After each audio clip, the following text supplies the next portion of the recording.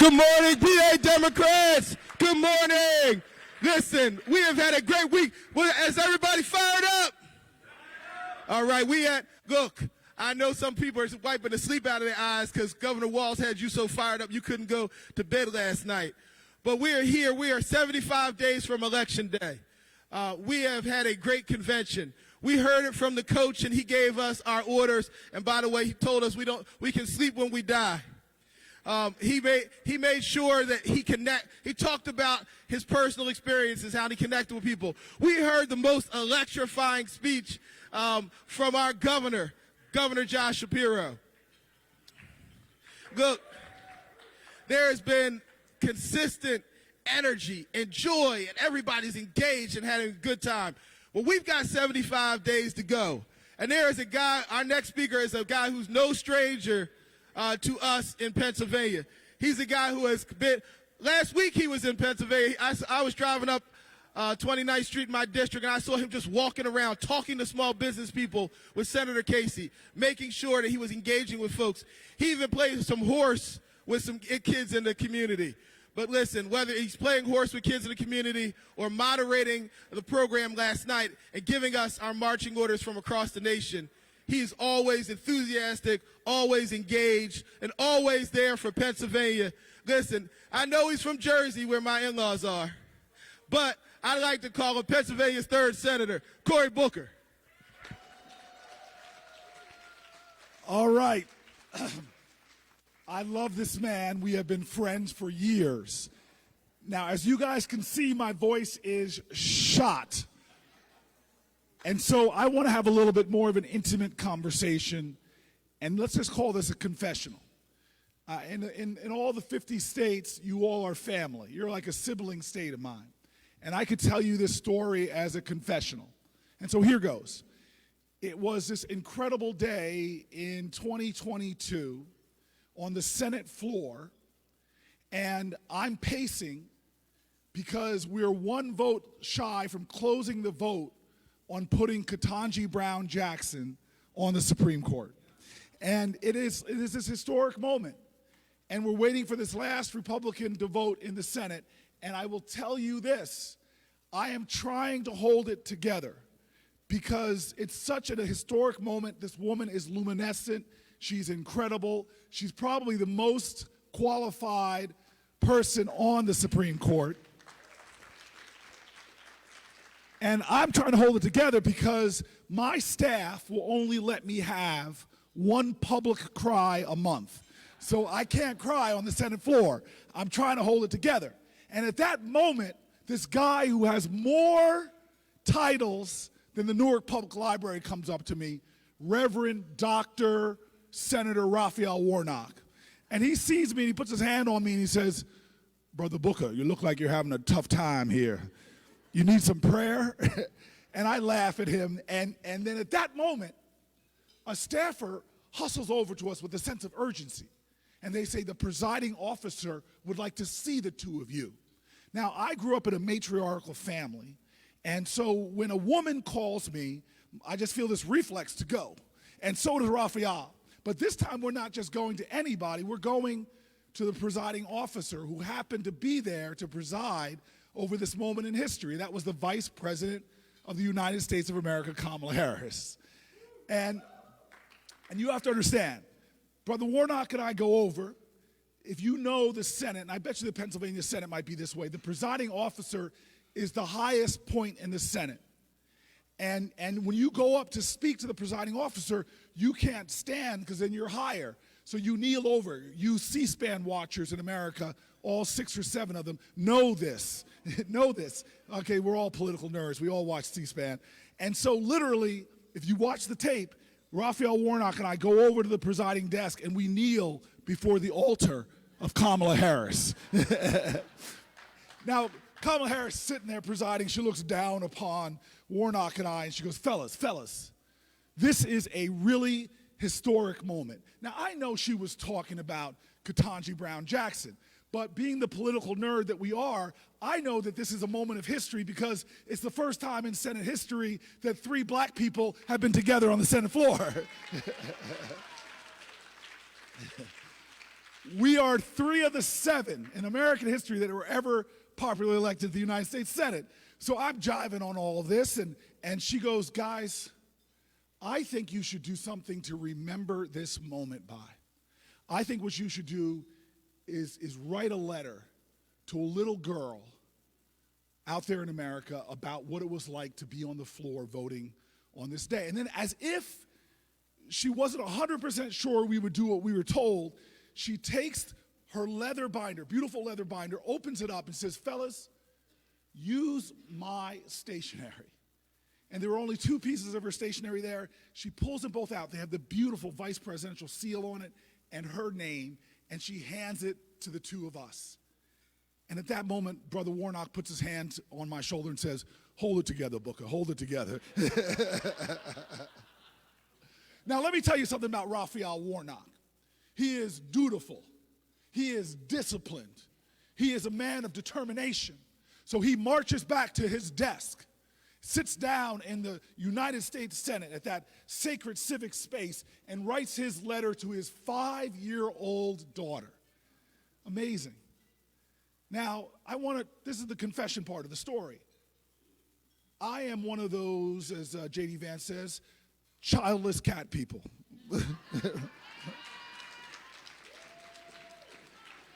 I think we're just perfect. I think we're cat-tastic. I'm here all week, guys. Come on now. What do you call a guy like me with no children that still tells dad jokes? A faux pas. Oh, I'm sorry. So this is the confession. I didn't go back to my desk and write the letter. I held this stationery. And the day came and went. We put Ketanji Brown Jackson on the Supreme Court. A week passed by. I still hadn't written my letter. A couple weeks passed, and I'm thinking about it. But then I had one of those moments that we've all had. When you're lying in your bed, you somehow wake up before your alarm goes off, and these moments of peace and quiet, and suddenly I had this profound realization. And this is what I want to leave with you. I grew up in a small black church in Closter, New Jersey. And I had this pastor who said, some of you all know this, faith without works is dead. Right.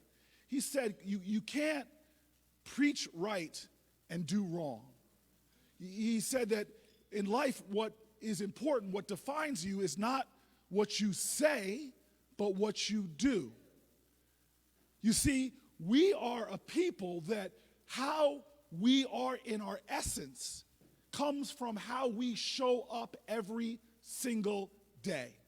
In fact, if you look around you right now, every single one of us is here today because not of what our ancestors wrote, not of what our ancestors said, but because of what our ancestors did every single day.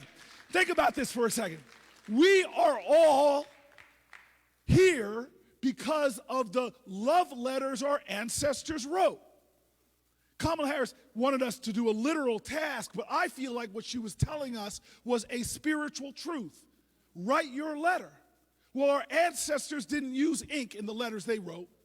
They used tears, sweat, sometimes blood in the love letters they wrote so that we might be living today, or as I said from the stage last night, so that we might be our ancestors' wildest dreams. And so what I want to ask you all to do, which is what I feel like Kamala asked me to do, I want you to write your letter. Not with words you put down on a paper, but with what you do and how you act. Because Frederick Douglass said it. He said, I prayed for years for my freedom, and I was still a slave. It wasn't until I started praying with my hands and praying with my feet that I found my salvation. Write your letter.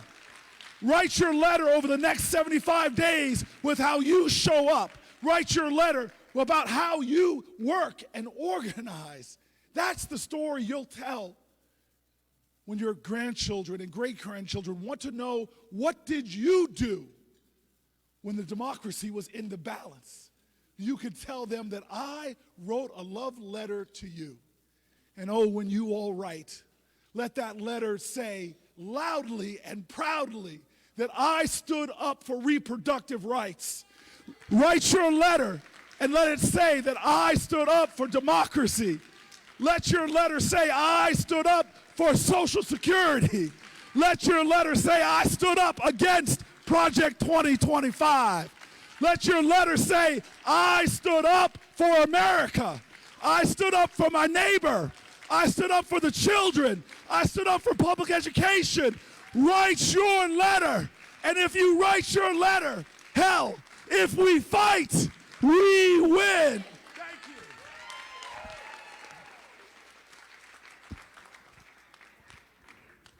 All right. Now I get to see who drew the short straw and has to follow Senator Booker speaking. Good. Another hand for Senator Booker. All right.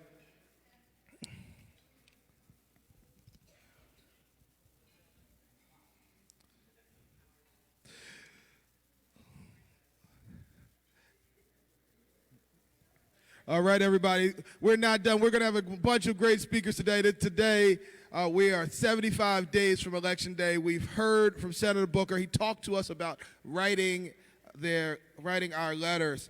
So next is Miss Alex Morgan. Is Alex Morgan in the house?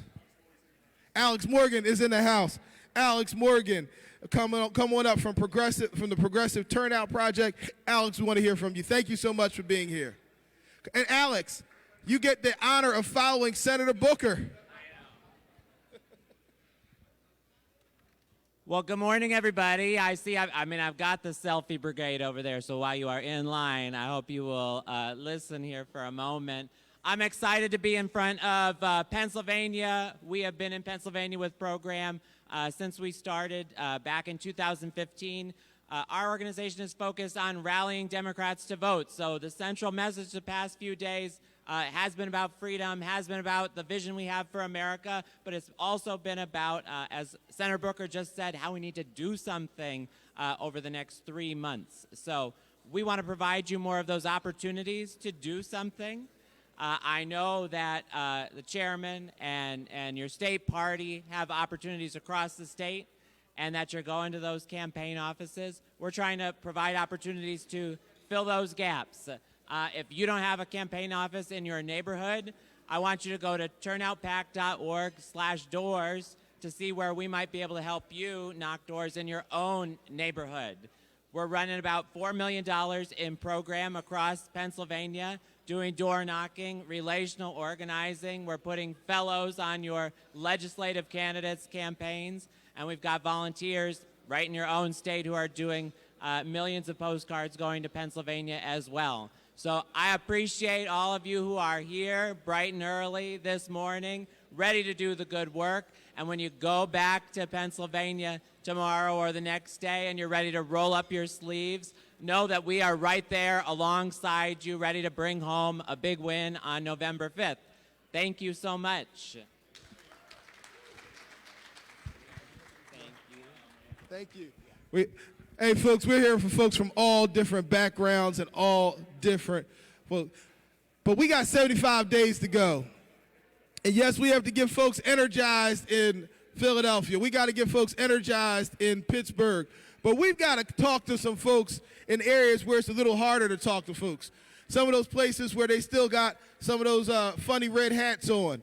But there are still lots of people that are taking off those red hats and putting on the blue one. There are people that don't want to hate their neighbor. There are people that don't want to be angry at anybody. There are people that just people that recognize that Trump failed to deliver for rural Pennsylvania. He failed to deliver for rural America.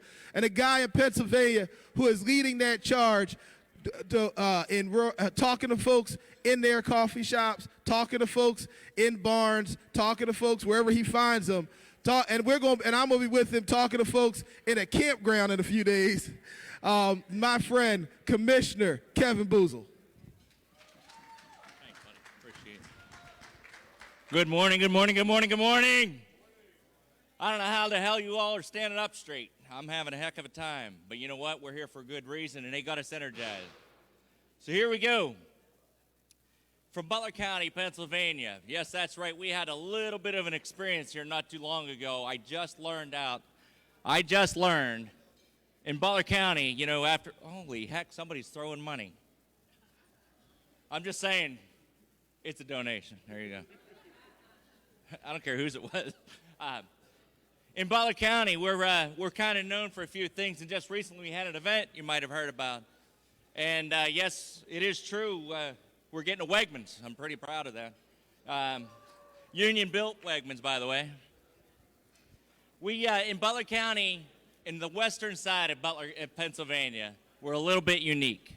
We're unique in the fact that we do things a little differently. When we knock doors, y'all talk about knock doors. We got the East Coast and the West Coast, and we talk about the Phillies and the Alleghenies and the Pittsburghs and the Eries. But, you know, there's little places tucked around, like Clarion County, where Braxton White's from, or Westmoreland County, where Ted is from, or I saw Marion here a little bit ago. Lori Hefner Vargas Shaw, she's here from Northampton. Those commissioners are dead front center. When you have a race, you have a state race, you have somebody in your county that you want to rely on, you're guaranteed one. In our areas, we are unique.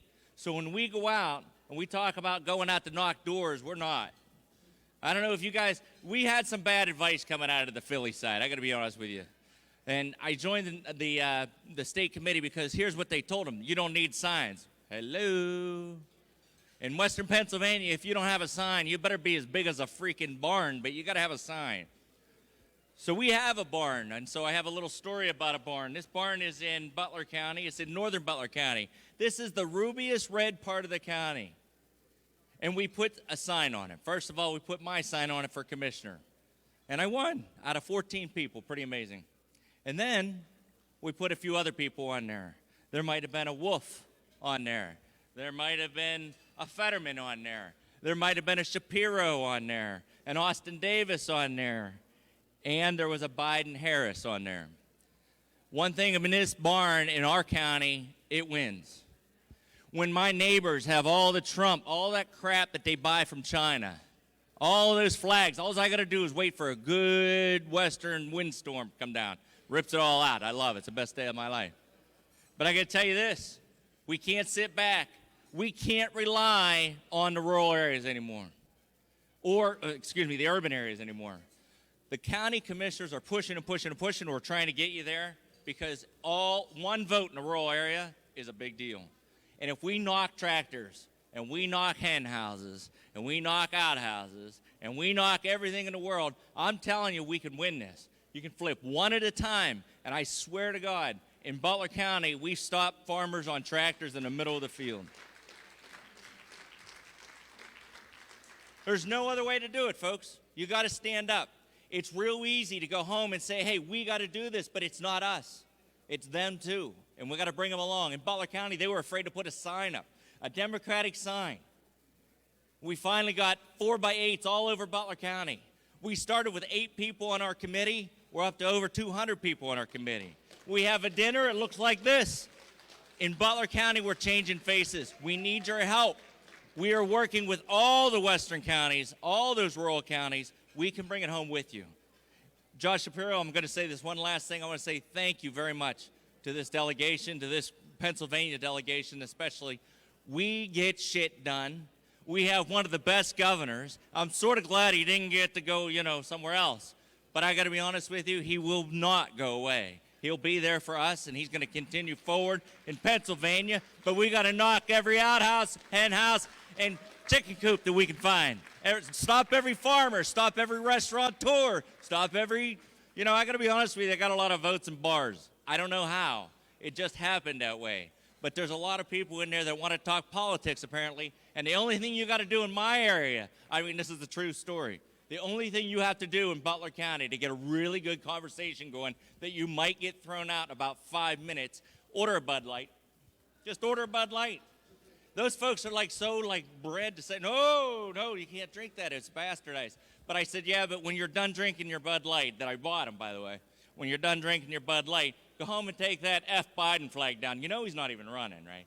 So I thank you very much. Let's get it done in Western Pennsylvania, rural Pennsylvania, urban Pennsylvania, Philadelphia, Erie, Allegheny. Stand up and go get them.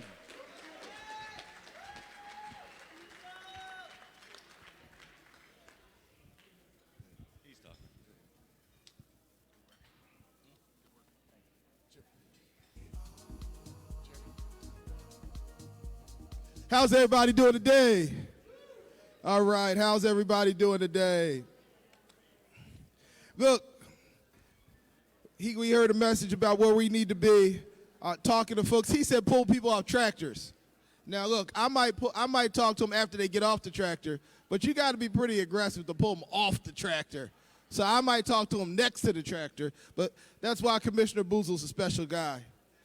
Listen, we're going to hear from a good friend of ours and a fellow Pennsylvanian, Calvin Schmidt from Johnson & Johnson. He's the Senior Vice President and the worldwide leader of government policy, affairs and policy. Come on up.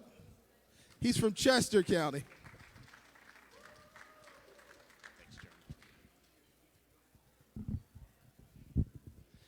Well, good morning, Pennsylvania. So, look, my name's Calvin Schmidt. As the chairman mentioned, I'm with Johnson & Johnson, and I insisted on being here this morning for two reasons. One, I live in Chester County. I've been there for 25 years, so any Chester County folks. Two, I've had a farm there for 25 years, so I don't know how many farmers there are in the audience, but I want to tell you it's an important part of the Commonwealth. So here we go. Last, the life sciences and the development of that industry in Pennsylvania is really, really key for our communities and our frontline healthcare workers. So, a couple things.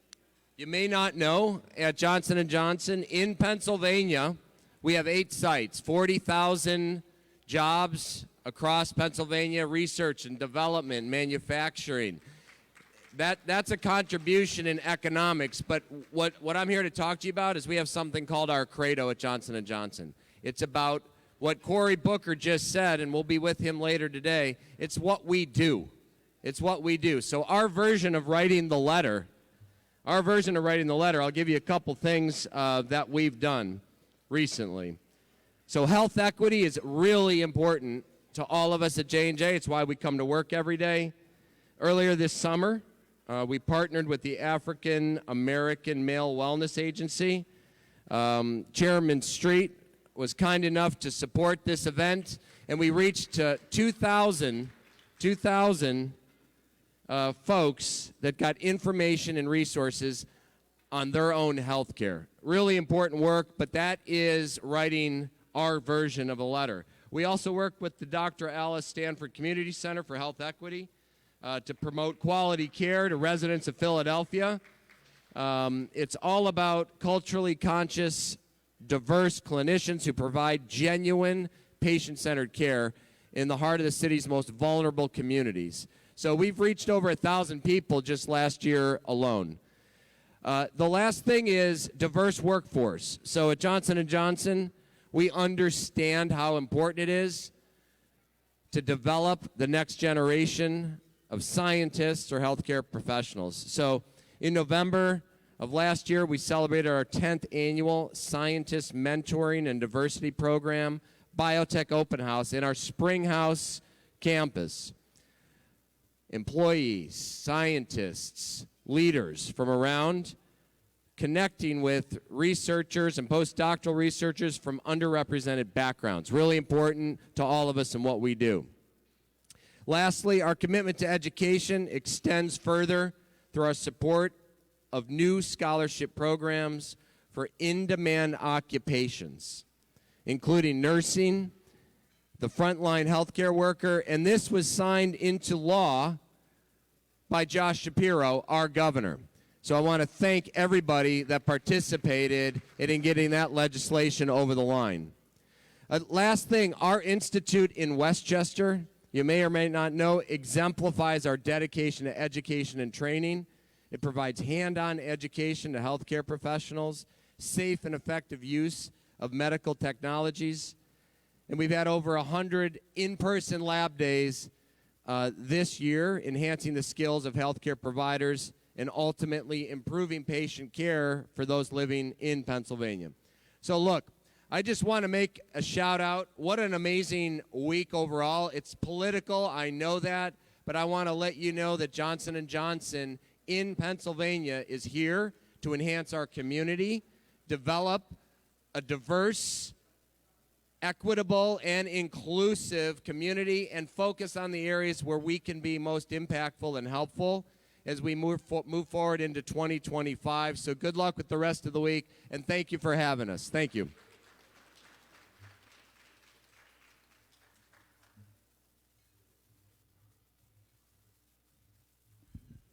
Hey, folks, how y'all doing today? Look, I want to tell you that for the Johnson & Johnson folks, the speech may have been more just telling you what happened, but I was there when we had thousands of men show up. And, you know, men don't go to the doctors without their moms. I want to tell you, folks, my friend from Johnson & Johnson, I want you to understand this. That march that you guys did when we brought all those people together, that was so impactful because men don't even go there. And you all know the story of our family when the Street Brothers got together and started out in politics. My dad and my uncle as protesters. One went on to city council, one went on to serve in the Senate. I serve in my uncle's old Senate seat. And my father went on to be mayor of Philadelphia. Well, they both, in their late 70s, contracted prostate cancer. Same mom, same dad, they're brothers. Couldn't be more demographically similar. But because of early detection, my dad is still here with us, walking around, probably asking you all questions during breakfasts. But my uncle, who didn't get early detection, he passed on after a 5-year battle with prostate cancer. So the early detection work, the work that Johnson & Johnson is doing, reaching out to people, letting them know whether it's breast cancer or prostate cancer or colon cancer, making sure that they do that outreach is critically important. Because in my family, the story of the Street Brothers, the original Street Brothers, ends with one getting early detection and being here with us, and the other going home after a lovely life, a wonderful life, but a life that could have been just a little bit longer had he gotten early detection. So thank you from Johnson & Johnson. We appreciate the work you guys do. So listen, we got there, the Pennsylvania, people talk about us being blue on one side and blue on the other and a lot of red in the middle. Well, there is an oasis of a lake in Pennsylvania that is blue, and that's State College. And Mayor Names, come on up. Ezra Names from State College, come on up and say.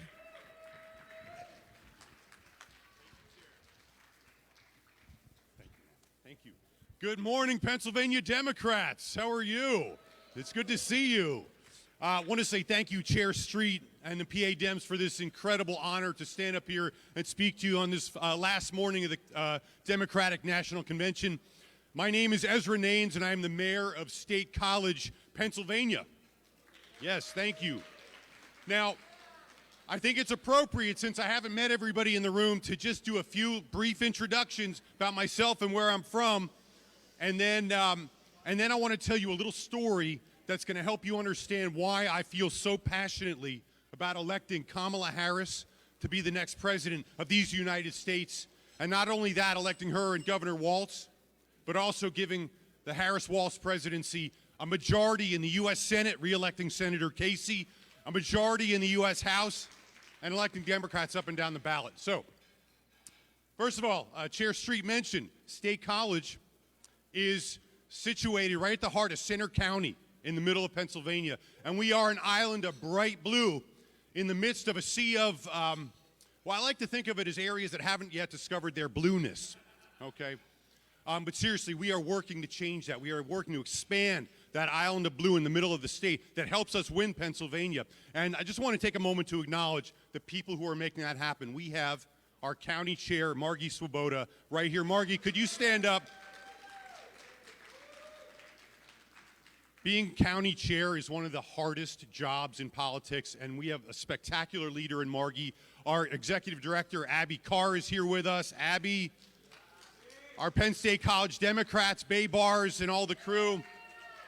We've got an incredible group of people from Center County, and we are doing the work. So I'm mayor of State College. I'm in the middle of my third year of my first term as mayor. I love being mayor. It is such an incredible job. Every single day, I get to be at the heart of life in our community. And you know, civic service, you know, it's not always easy, right? Every one of us knows here, Mayor Walker, you know, you're going to have days that are really difficult. But when you face those difficult days, those are the days you know when you are going to be able to make a real difference in the life of the community. So I love serving as mayor every single day, and I feel passionately about issues, and I want to share some of those things with you. Now, continuing the introductions, I am a husband. My wife, Mika, is an immigrant to the United States. She moved here from her native country of Belgium when we met, and she is now a proud U.S. citizen. So I want to say, immigrants are really important to this nation. Mika is a business owner. She started the first women's health physical therapy practice in the entire region, serving an underserved area of healthcare that is so important to women's reproductive health care. She's an immigrant, okay? And I am a proud girl dad. I have 2 daughters. My younger daughter is in, yes, girl dads, unite. My younger daughter's in middle school. My older daughter's just starting high school. She's actually been the chair of her student government in middle school.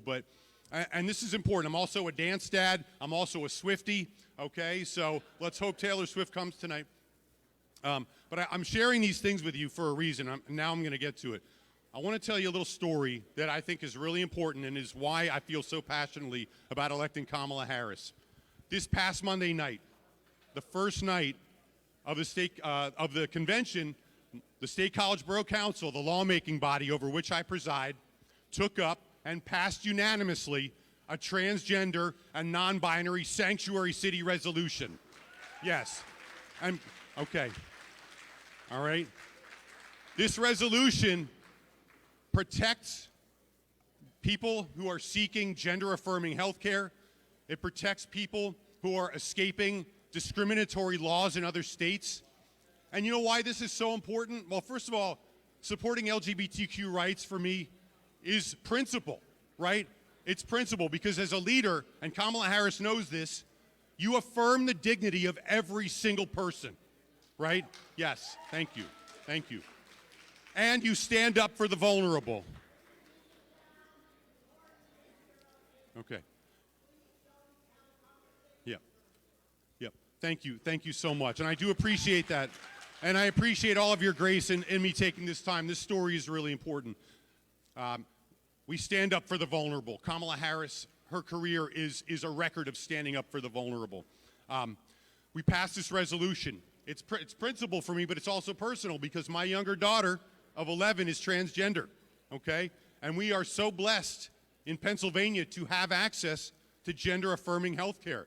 And I will tell you, thank you. Yes, thank you to our incredible leaders like Governor Josh Shapiro, Governor Wolf before him, Speaker McClinton. We have access to gender-affirming health care, and we need to preserve that in Pennsylvania. So Kamala Harris is a leader who understands this. She affirms the dignity of all people. She acknowledges people's identity. She ensures their safety. She gives them the right of self-determination. These are the fundamental elements of human dignity. They are so important to leadership, and that is why I want us to get our sneakers on, in the words of Speaker McClinton, and I want us to work every single day until Election Day to elect Kamala Harris, the next president of these United States. Thank you all for this time. Let's go. Thank you. Thank you. Thank you. Thank you. Thank you. Thank you.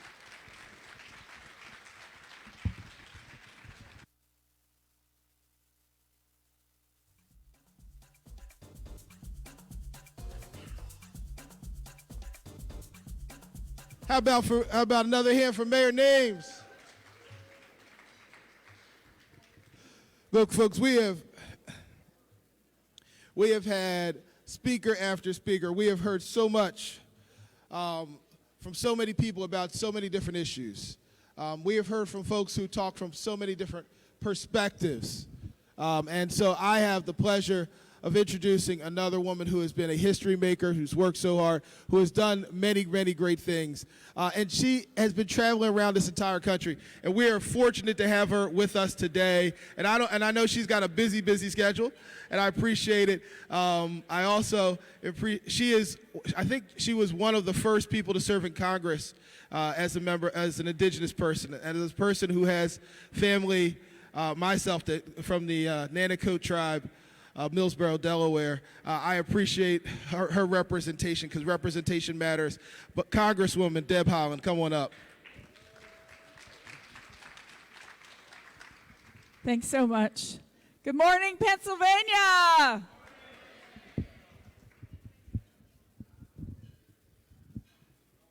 How's that? Can you still hear me? Excellent. I hope everyone's doing well.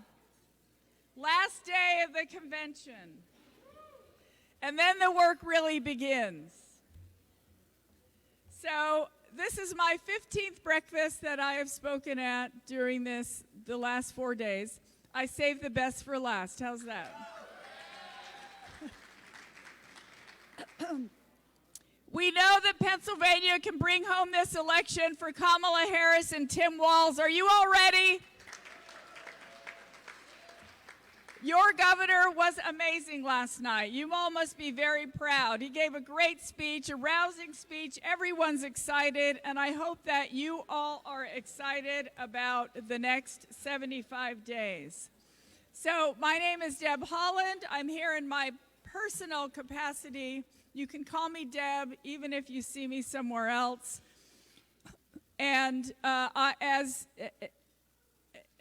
was mentioned, I was one of the first 2 Native American women ever elected to Congress in our country's history. My slogan was, "Congress has never heard a voice like mine." So if there's one thing I've learned over the time since then, it's that representation truly does matter. And at a time when women are losing rights by the minute, the climate crisis is hurting communities across the globe, and the Republican agenda threatens to make life harder for everyone, it matters more than ever. We deserve to have a voice in laws and decisions made about us.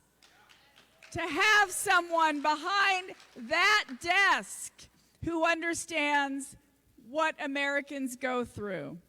So, I've lived most of my life paycheck to paycheck. I raised my kid as a single mom.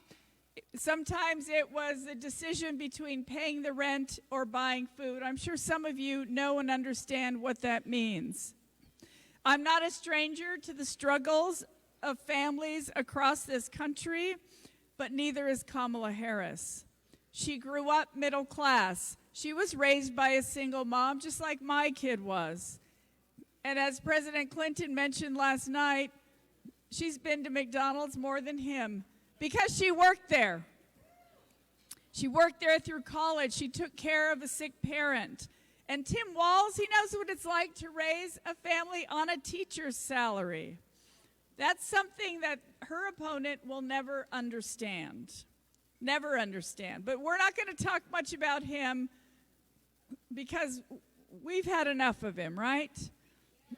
And furthermore, we're not going back. We're not going back to the chaos, the negativity, the fear, everything that he brings in his wake. So I'm ready to do whatever it takes to get Kamala Harris elected. Who's with me?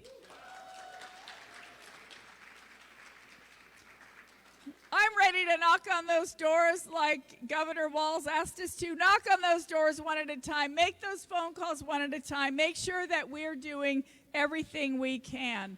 And the reason I'm going to do that is because I'm still a volunteer and an organizer at heart. That's how I got my start in politics, is making sure that I was out there working for the candidates who I knew cared about me. So I really respect and understand the value of what all of you do, the folks out there pounding the pavement every single day. I want to thank you so much for everything that you have done. But I also want to thank you for everything you will do. And finally, I just want to say that I have gotten to know President Biden over these last 4 years. He is a good man. He has been a wonderful, wonderful president. You know, my parents were both in the military. My dad was a combat Marine. He served honorably for his entire career in the Marine Corps. My mom was in the Navy. That's where they met. My mother then went on to serve in federal service for 25 years. They taught me the value of public service. They taught me what it means to serve your community. And Joe Biden is a true public servant.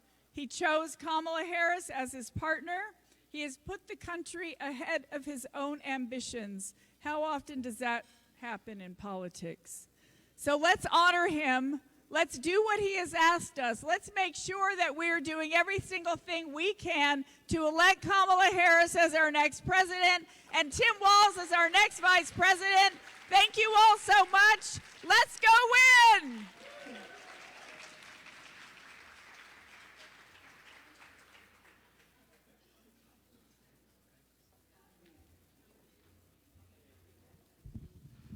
Pennsylvania Democrats, we're not done yet. We still have more. Look, and even when we finish this convention, 75 days to go, we're going to knock doors. We're going to build bridges. We're going to bring people together. And when I'm talking about building stuff, we got a guy here who knows a lot about that. Because guess what? In the Democratic Party, you can never separate our relationship with organized labor. Organized labor and Democrats go together because we fight for the rights of ordinary folks. We bring people together and we create jobs. We work to create jobs that sustain the middle class and bring people from poverty to success. I want to bring up a guy who's doing that, a union that is representing. We have their program where they're bringing women into the trades. They've got a program where they're bringing people of color into the trades. They've got they are working across the Commonwealth and across the nation. My friend from the Carpenters Union, Anthony Abrantes. Thank you, Chairman. You don't mind if I just stand, do you? Good morning, Pennsylvania. Good morning, Pennsylvania. What a great day, or great way to start the last day of a great week. Is everybody pumped up? All right, so I want to say a couple things. So yesterday, I'm a New Jersey native who lives in a great state of New Jersey, but works in the state of Pennsylvania. And yesterday, you had a great group of elected leaders who came to our morning breakfast and fired folks up. And it was pretty impressive to see the governor, the mayor, the council president talk about the great relationship organized labor has with the Democratic Party. And when I talk about relationships, I'm talking about meaningful, impactful change that changes the communities that we represent.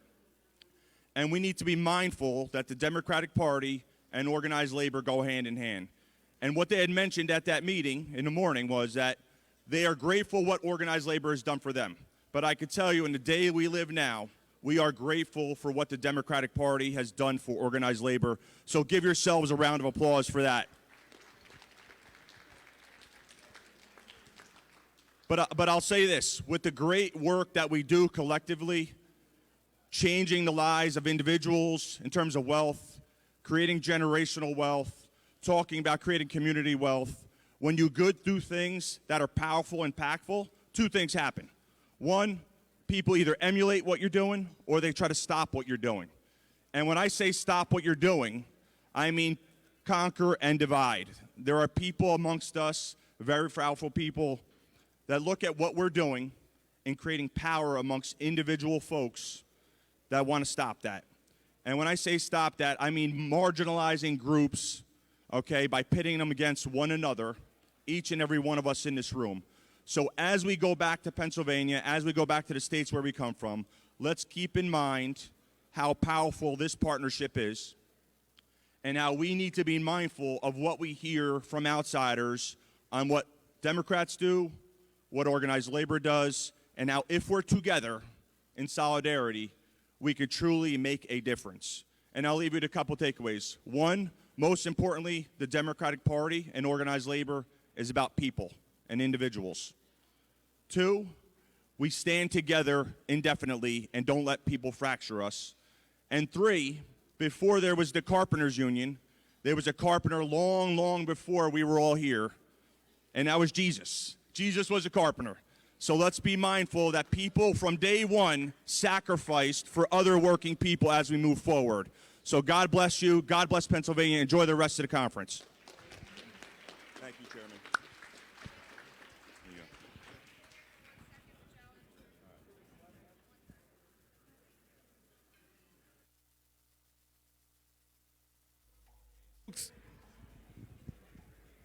Pennsylvania Democrats, we're still not done. Are you feeling good?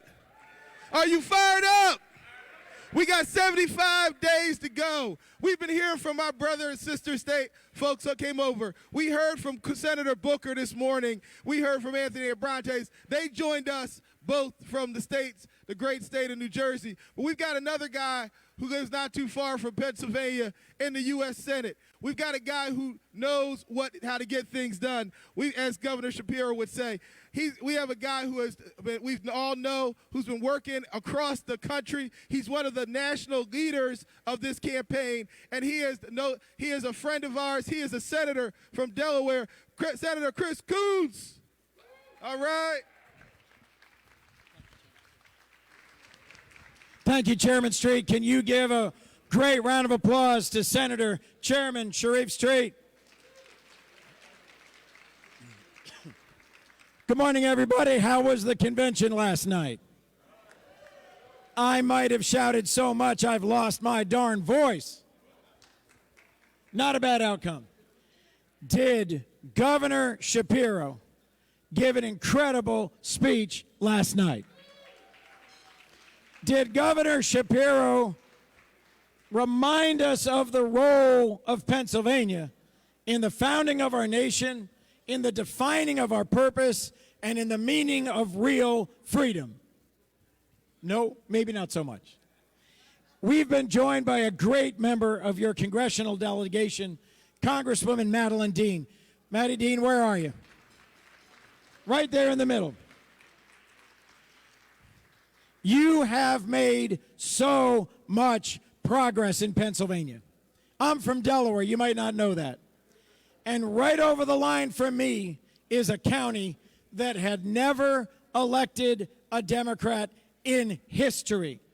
And until 2016, looked like it was never going to. Donald Trump made such a mess of our nation, your state, and that county that they had a countywide sweep in 2018. And then we went on and elected the House member. That's Chrissy Houlihan's district. We cannot win in November without you. Your 19 electoral votes are the greatest gift you can give your children and grandchildren, and you can give our nation. Our nation started in Pennsylvania, and our nation is going to be sustained in Pennsylvania. So, folks, my wife from Lancaster, Pennsylvania, was raised by parents from Bellefonte and Johnstown, Pennsylvania. And she loves Therese Casey. I love Bob Casey. And I know David McCormick. And I'm just going to say one thing. I love Joe Biden more than anyone I've known in politics my whole life. I was an intern for Joe Biden 35 years ago. There is no man with a bigger heart for this nation. And I'm going to close with a brief story. 24 years ago when I first ran for office, Joe Biden sat me down and said, you have to know in your heart what you're willing to lose over. Not just what you're trying to do to win, but what would make you step aside. What do you love more than being in office? And I was on Air Force One with Joe Biden 2 weeks ago, and I got to tell you, being president is an amazing thing. Last Monday night, we finally heard Joe Biden has figured out the answer to the question he gave me. He loves our democracy more than he loves being president. So, folks, Joe Biden has given us a gift, an opportunity, and a legacy. And it's up to all of us to make that real. I am so looking forward to being with you in Pennsylvania week in and week out in October. You're going to get sick of me campaigning across Pennsylvania, and I am so excited to win for Kamala Harris with you this November. Thank you very, very much.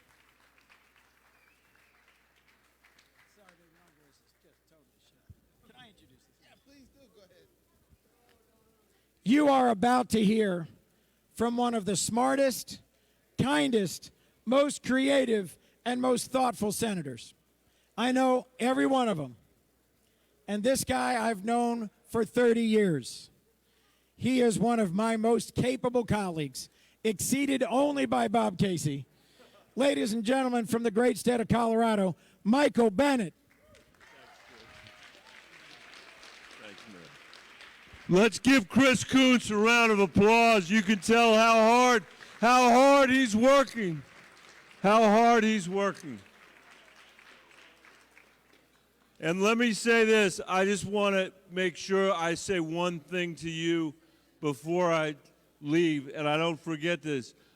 Bob Casey is the most decent, kindest, most excellent, wonderful, diligent, hard-working member of the United States Senate, and you need to send him back. You have to send him back. And I know he's running against somebody that has a limitless amount of resources. Bob's daughters and I were together yesterday before we all went out into the arena, and I have a special interest because I know Bob has 4 daughters and we have 3 daughters, and we were comparing notes about what this was all like. You need to lift these guys up over the next month or so, and I know you will. Make sure Bob Casey comes back to the U.S. Senate. I want to thank you for taking a moment today. I think this is a critically important juncture in American history. You all are at an important inflection point in American history. And you hear a lot of people around this place talk about how Donald Trump is a threat to our democracy. And I certainly believe that. But what I really believe is that he is a symptom of our problems, not the essential cause of our problem.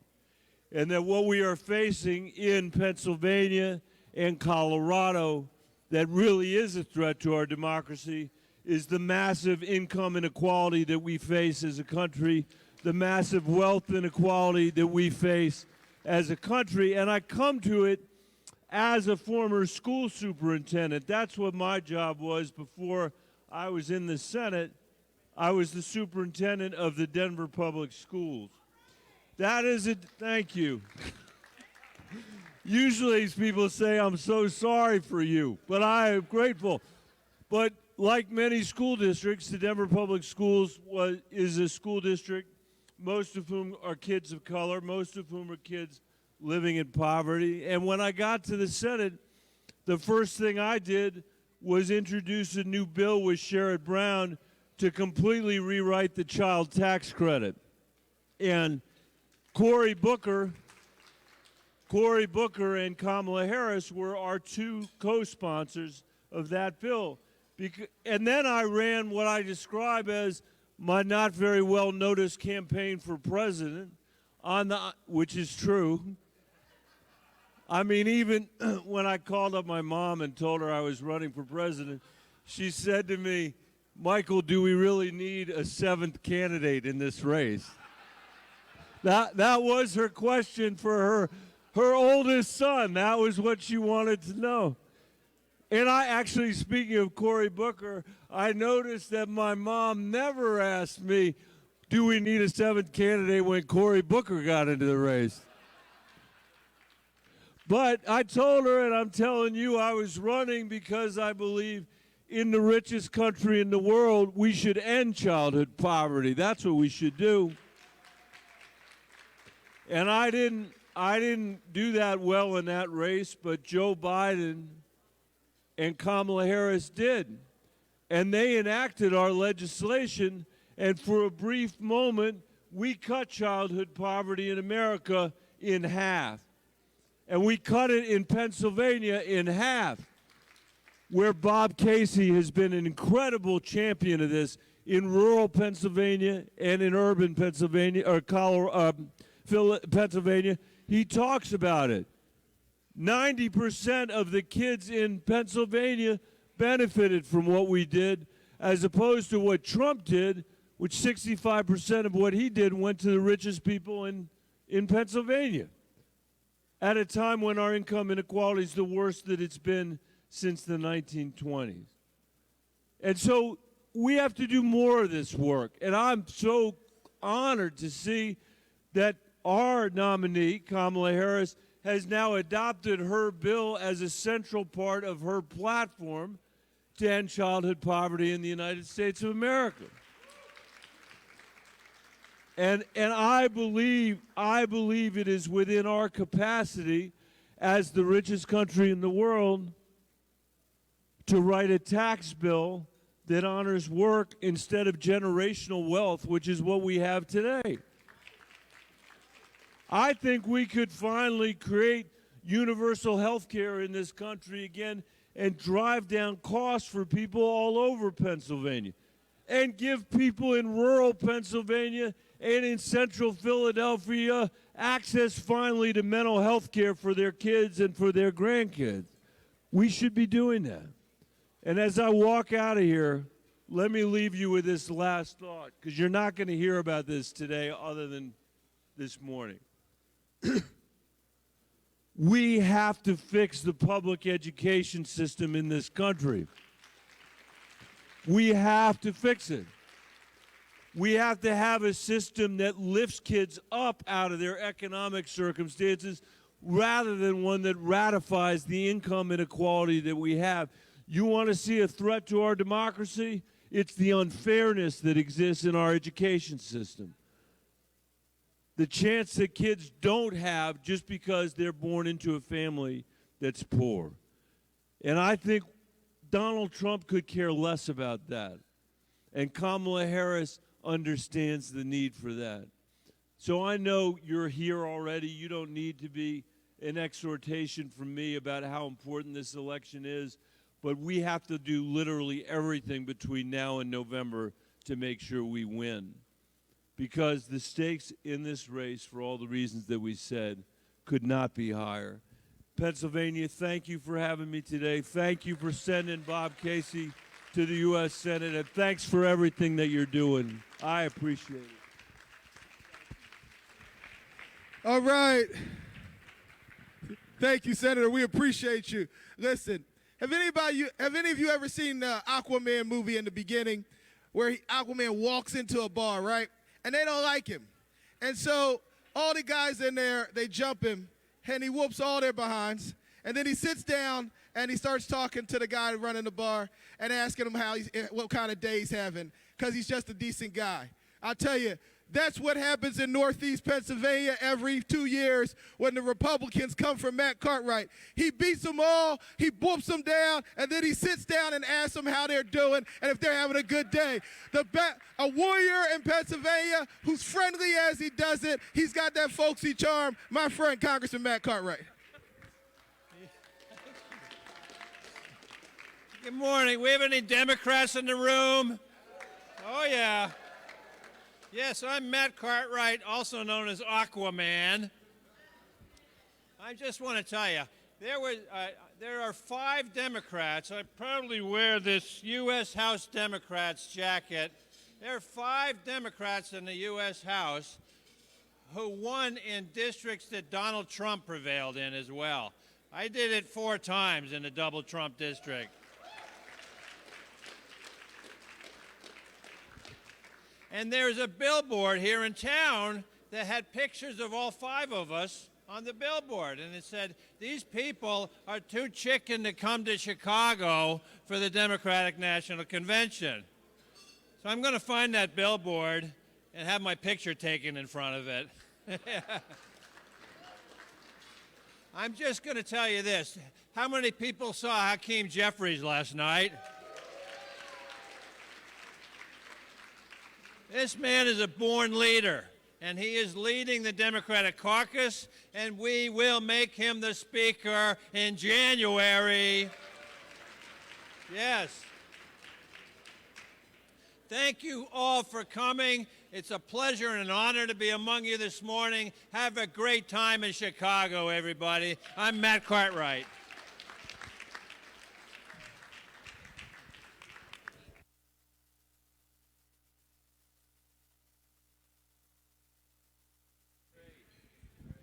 Hey, folks, how you all doing today? Look, we're not done. We still got a lot to go. Well, listen, I want you to know something.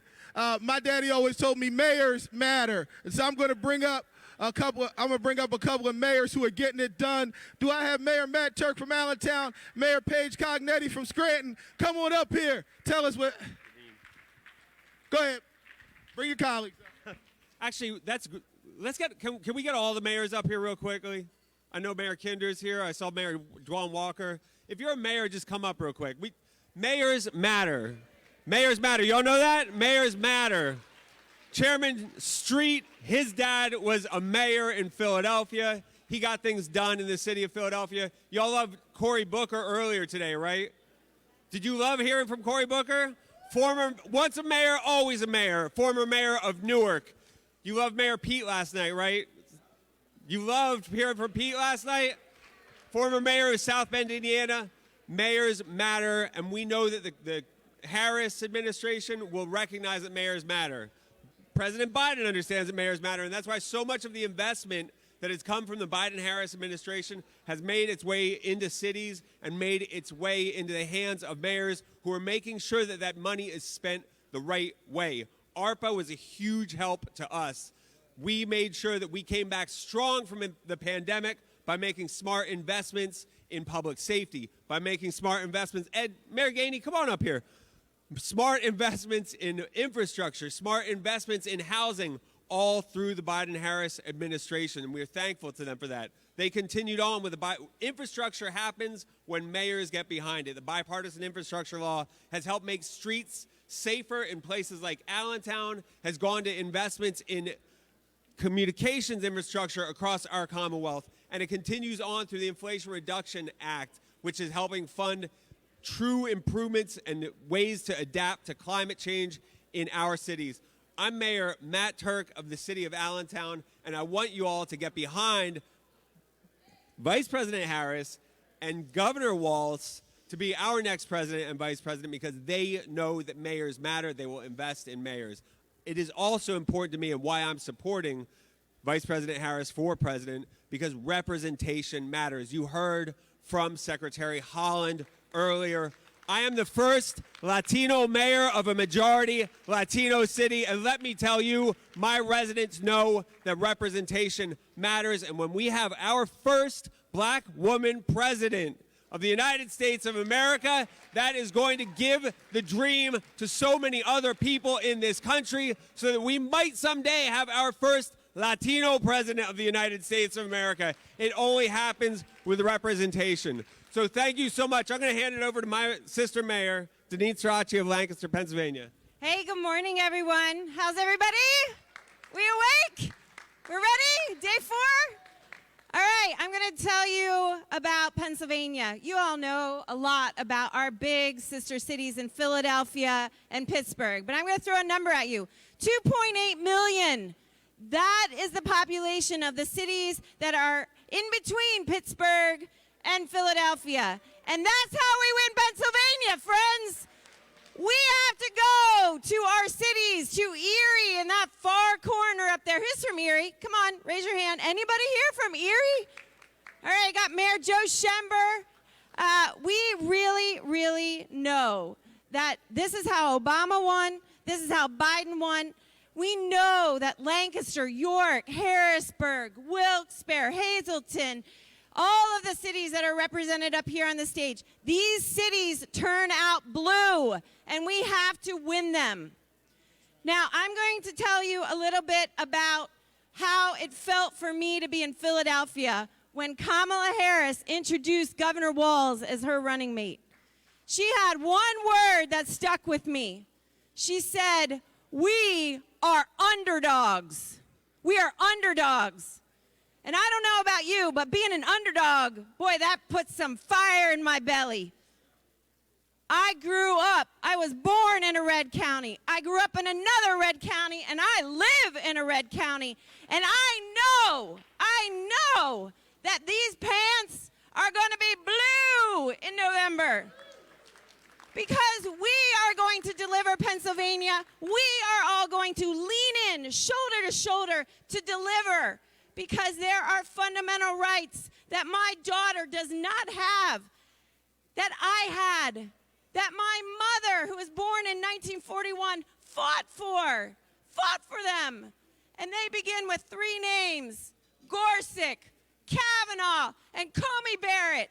Because until those rights are restored, we are underdogs, friends. We are underdogs because there is a woman right now in America that is facing a health decision, and she lives, one of 3 women live in a state that has a Trump abortion ban. How is this possible?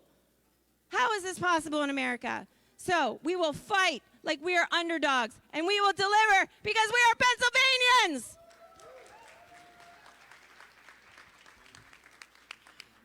Good morning, Pennsylvania. I am Paige Cognetti, the mayor of a little town up in northeastern Pennsylvania called Scranton. Hometown of our President Joe Biden.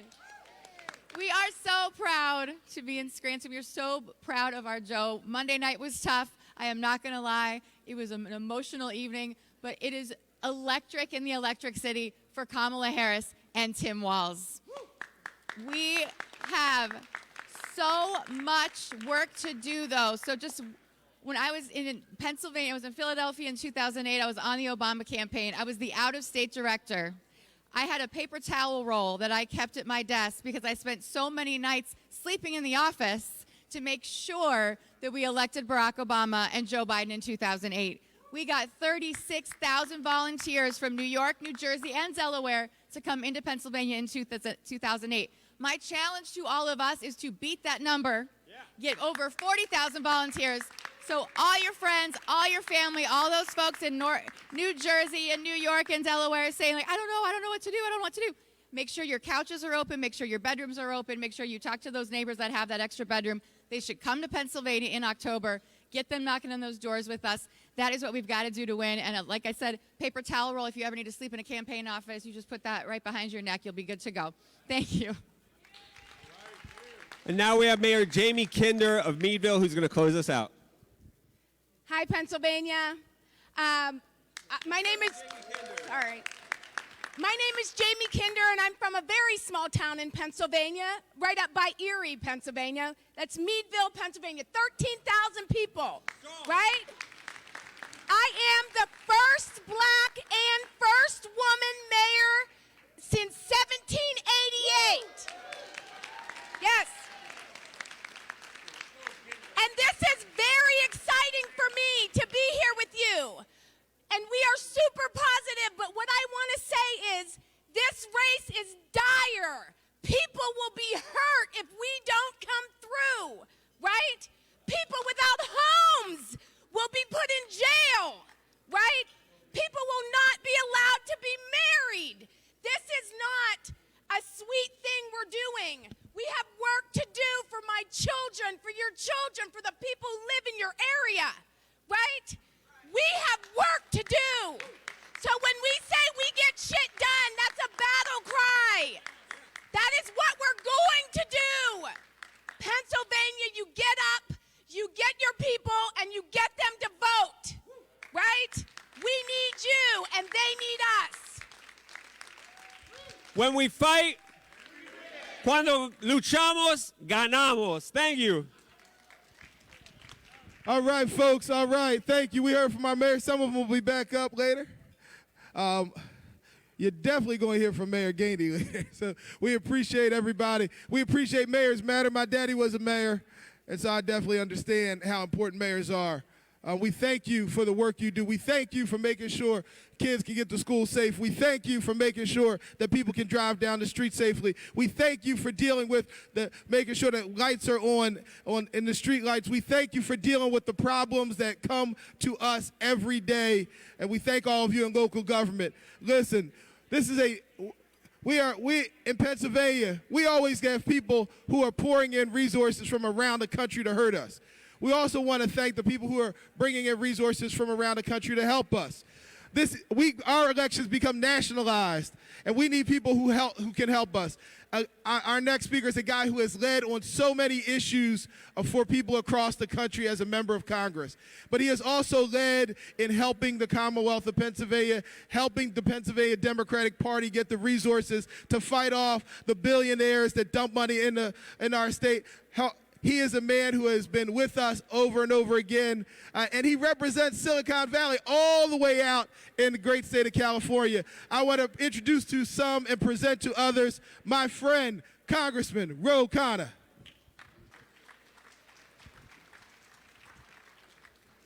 Let's give Chair Street a big round of applause. And Vice Chair Peggy Grove, I don't know if she's out here.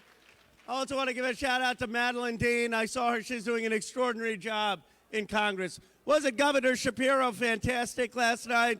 I thought he brought the House down. Look, I'm going to be brief. I grew up in Philadelphia and then Bucks County, so it's great to be back in Pennsylvania. There are three things I want to make a point about. The economy. I was in Johnstown, Pennsylvania, in Farrell, Pennsylvania.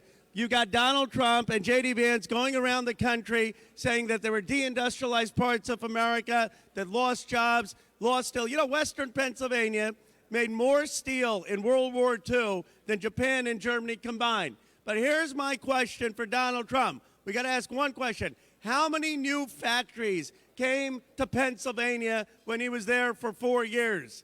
Zero.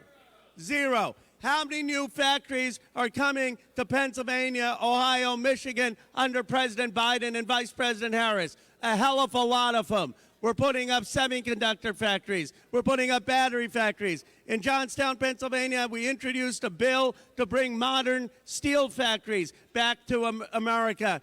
Our party is the party that is going to reindustrialize this country, because to reindustrialize it like FDR, you got to invest in new factories. You can't just give corporate tax cuts to the very rich.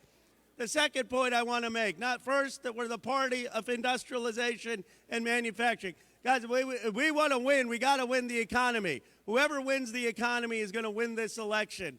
And we have got to cut through the BS, because Trump has been going around the country telling people that he's going to bring back steel, that he's going to bring back aluminum. It's Democrats that brought steel to America. It's FDR that brought steel.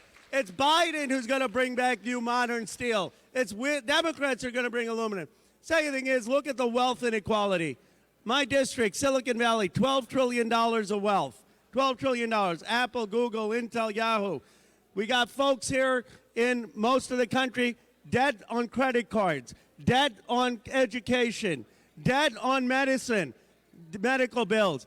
Our party is the party that is going to say cap the interest rates on credit cards. Make sure people don't have medical debt. Make sure the working class and middle class don't have debt from career technical or vocational education. We are the party of actually fighting for the working and middle class. My friends, if we send our economic message, and we talk about how we're the party that's going to rebuild America and rebuild the working class, Kamala Harris and Tim Walz will win this election, and we're going to get back to the business of rebuilding America. Thank you very much. Thank you. Pennsylvania Democrats, we're still not done. We have 75 days to go to Election Day. So after we finish up this convention, the work is not done. The work begins. I want to bring up a friend of mine who's been doing the work for some time of organizing people across the country. He served in the New York General Assembly, and then he served as vice chairman of the Democratic National Committee. He served in the Obama administration. He is a friend. He's no stranger to us. He's a great organizer, and he's a preacher too, so I know he can speak. Reverend Michael Blake.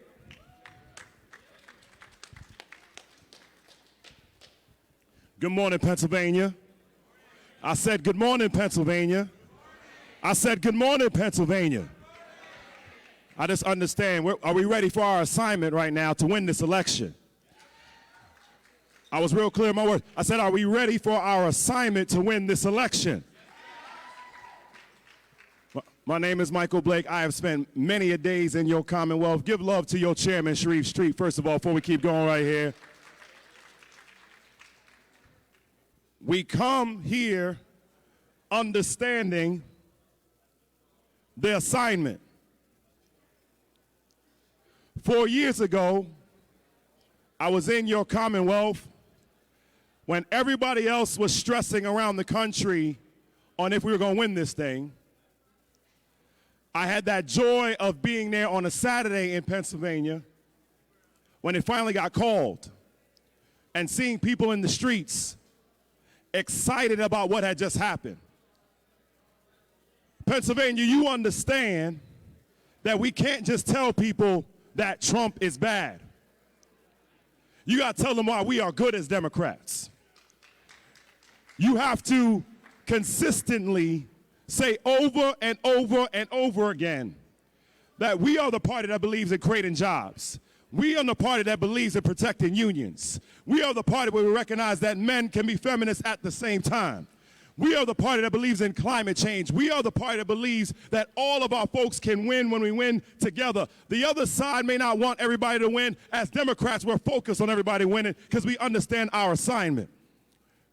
We are grateful for you, Pennsylvania, because every time folks can get nervous and scared, they don't recognize what is possible. Dr. King said it best. He said, in the end, we remember not the words of our enemies, but the silence of our friends. So you have a responsibility to not be silent about what we have done. They will try to disrespect us as Democrats. They will try to disrespect the legacy of President Biden. They will try to disrespect this incredible black woman in Kamala Harris. Help me to understand right now. How could she be a former DA, a former AG, a former senator, the current vice president, and not be qualified? The one that is not qualified is the one that led the insurrection. We support inaugurations while they support insurrections. They want to ban books, we should ban assault weapons. They talk about all the things about anti-DEI, we should just be stopping Trump and Vance. But it is our responsibility to not be silent. I close by saying this. Every single day for the rest of this election, give people reasons to be excited about what we're doing. When you give them joy, things change. I don't need an election of fear. That's their side. I don't need folks to say, I'm scared. That's their side. I want us to be damn happy to go and vote and give people the inspiration of what's possible. When we do that, we'll remind people of what's there. I'm that kid that grew up in the Bronx, New York, who would come down and spend many a days in Pennsylvania. Pennsylvania is a place where I almost lost my life. In 2001, I fell asleep at the wheel. 6 days before that, I wrote out something that said, Dear God, may today be my greatest day, greater than the great day I had a day before, but my goal has not been met unless tomorrow's the greatest of them all. We come here as Democrats because when we do the work, we help someone else to get to that greatest day. That is why we do this work. We do the work to change lives for the better. We do this work to help inspire people. We do this work to change the game. And in the words of the great philosopher, Fat Joe, nothing can stop you. I'm all the way up. Congratulations. God bless you, Pennsylvania.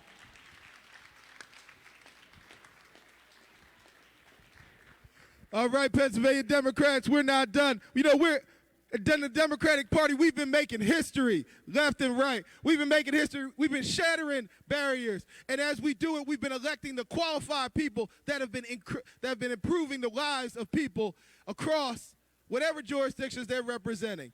So the next person I'm going to bring up is a history maker. He's a guy who worked hard to make sure that he spoke up for his district when he was a member of the General Assembly. And now he's a guy who's getting it done in the Steel City, the first African-American mayor of Pittsburgh, my friend, my brother. Stand up for Ed Gainey.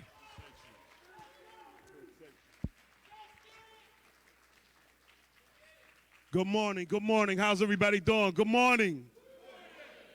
Listen, are you ready to meet destiny today? Are you ready to meet destiny today?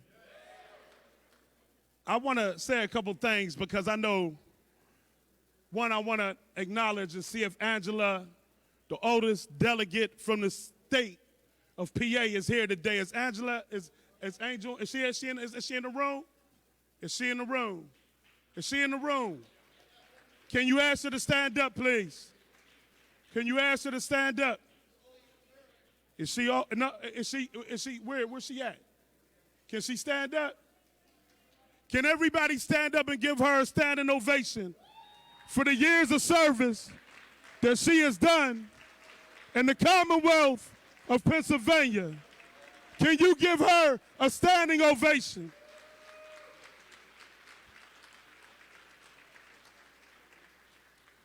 Sometimes we got to remember the ones that came before us so that we can stand today. Now, I want to, before I make any comments, I also got to address one thing.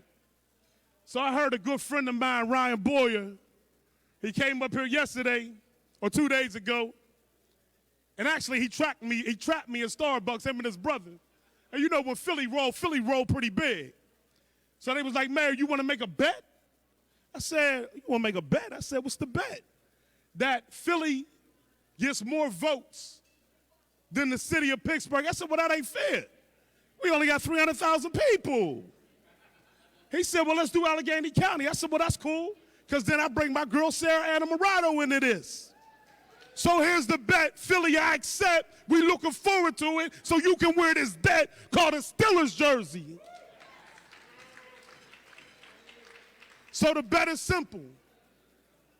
If we get more votes than Philly, you put on that black and yellow and sing some Wiz Khalifa. If we lose, I got to put on that green and white. But if I recall correctly, the last two elections, the West brought you home.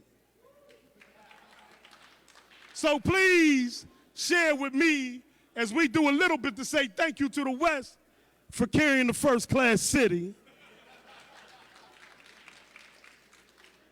I'm ready to meet destiny tonight. I'm ready to meet something that I never thought I would meet. I'm ready to let this be an election where new healing takes place. I'm ready to meet destiny tonight. I'm ready to do something that I didn't think I would ever see in my lifetime. The nomination of an African-American woman that through the history of time, when we talk about the history of time, has done everything to serve America except sit in the White House. We got an opportunity right now to change the dynamics of history. And I want to thank President Joe Biden for his commitment to democracy. I don't think y'all understand what I'm talking about, but let me share with you. We know the history of this country, and I'm not ashamed of it. I'm not ashamed. I think sometimes we get ashamed of our own history. I'm not. But I find something special that a guy that's white in his 80s stepped aside and gave the baton to a young black woman in her 50s to say that you are the new standard of what America could be. The healing in that. The healing in him. We know the history. The healing that he gave it to her. Said, I support you, that I'll be there for you. See, we see it as political. I see it as a healing for the nation that demonstrates that when Democrats come together through across this state, there is nothing we can't accomplish.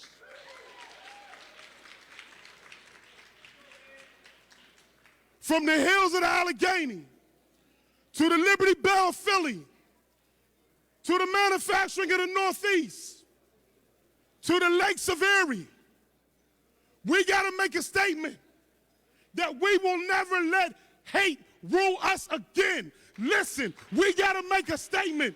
The guy that they call the guy they call Orange here, they're always talking about anger. Listen, we can't send anger back to the White House because anger is only one letter removed from danger. We can never let an insurrection happen again. We know he's a dangerous man. We got to come together to make sure that he never sees the White House. If anything, we can lock him up like he wanted to lock everybody else up. It's his opportunity now for us to send a message that we will never, never, never, never go back.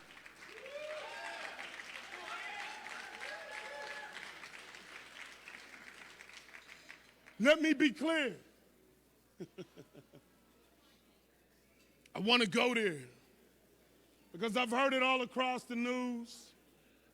I've heard it everywhere that we've went, that we have a problem with black men coming out and supporting her. We've been talking about it all week. Street, you even talked about it. Let me address this. They say she's not black enough. They say that she locked up young black males. They say all this stuff. I say, hey, she was doing her job. But you'll vote for an orange-headed guy that tells you he hates you in front of your face, and you want to talk about race as if she's not black enough. How do we define black? We got to get away from street credibility, education, and everything else that we put that defines African Americans. If you're born and you look like me, you black. And if you want to open up the doors and make the world a better place, then let's not look at the race construct. Let's look at the character build. We got to go get it every single day and make sure that Kamala Harris is the next president of the United States of America. That's what we got to do. We got to go get it.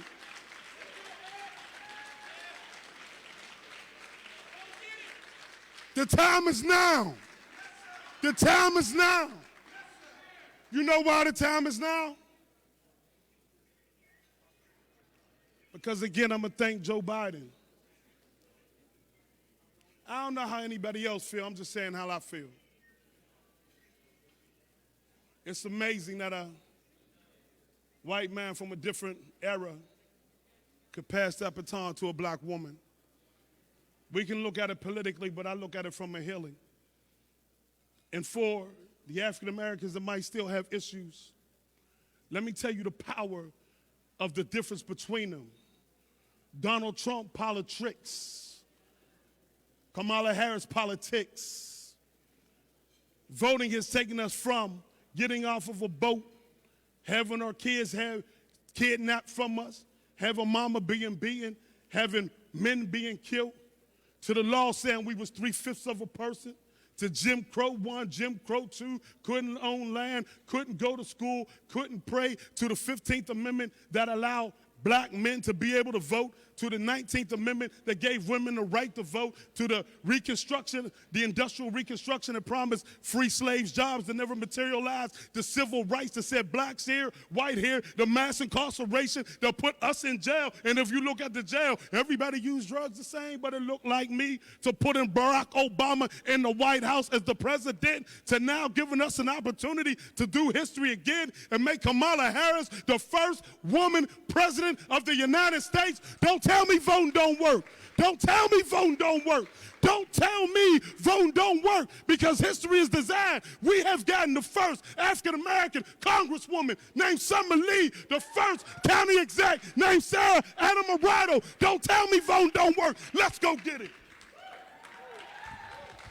All right, Pennsylvania, we heard it. Look, in Allegheny County, he's right. Across this Commonwealth, we have been Democrats. We have been making history. In the last few years, we elected Ed Gainey, the first black mayor of Pittsburgh.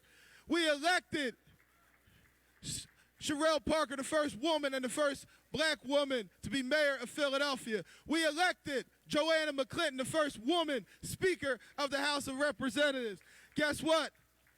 And we elected Sarah Adamarato to be the first woman to be the county executive in Allegheny County.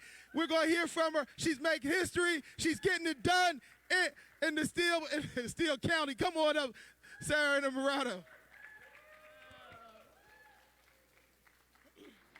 All right. Good morning, Pennsylvania. Are you fired up?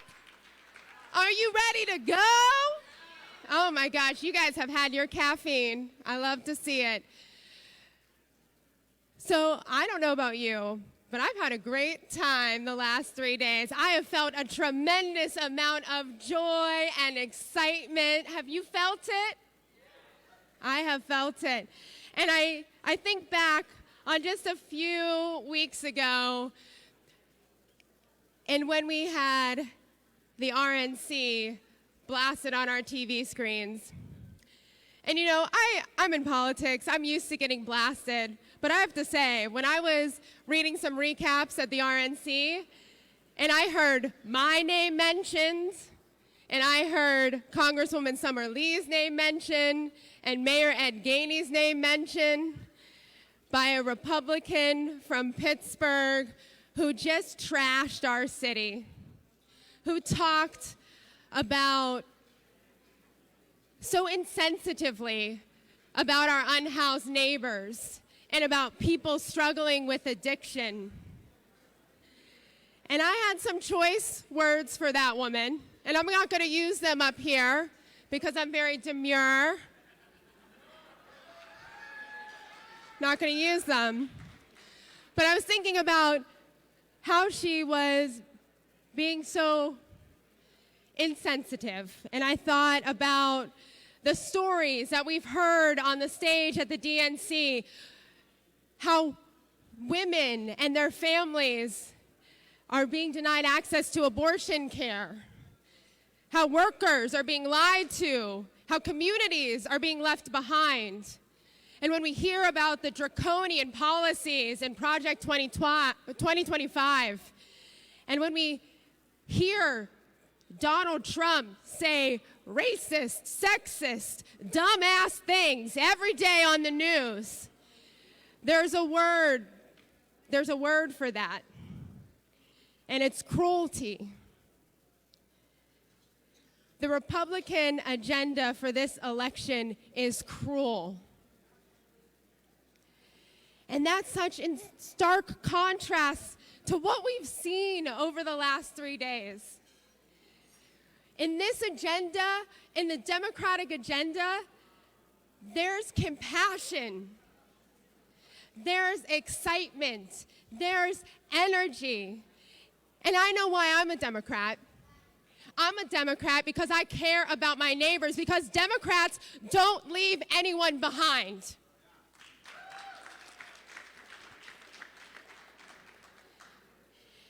And it's up to us.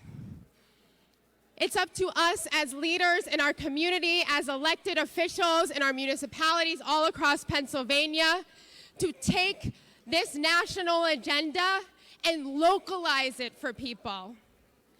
Because I know with Kamala Harris in the White House and Tim Walz as her VP, there is so much we can do for everyday Pennsylvanians. I know if we continue the work of the Biden administration and manifest it back home, we can do incredible things. I know in Allegheny County, we are going to combat climate change, and we are going to build up a green economy that is fueled by union labor. I know that I'm going to have the resources to be able to invest in childcare and senior care and make sure that everyone who wants to participate in our workforce has that opportunity. Under this administration, we can invest in human services and addiction supports and our unhoused neighbors and treat them with compassion and build affordable homes. And it's so important to remember that these just aren't policies. They're about humans. Humans like a woman I met a few months ago named Pam. Pam lives in Allegheny County. She's a senior in her 60s. She works 2 jobs, And she also used our homeless shelter for 8 months because her 2 jobs and her retirement was not enough to afford rent. Because, as we know, the rent is too damn high. And using our services at Allegheny County, we were able to take Pam out of shelter and get her a new apartment, one that she is so grateful to have, one where she can cook in her own kitchen.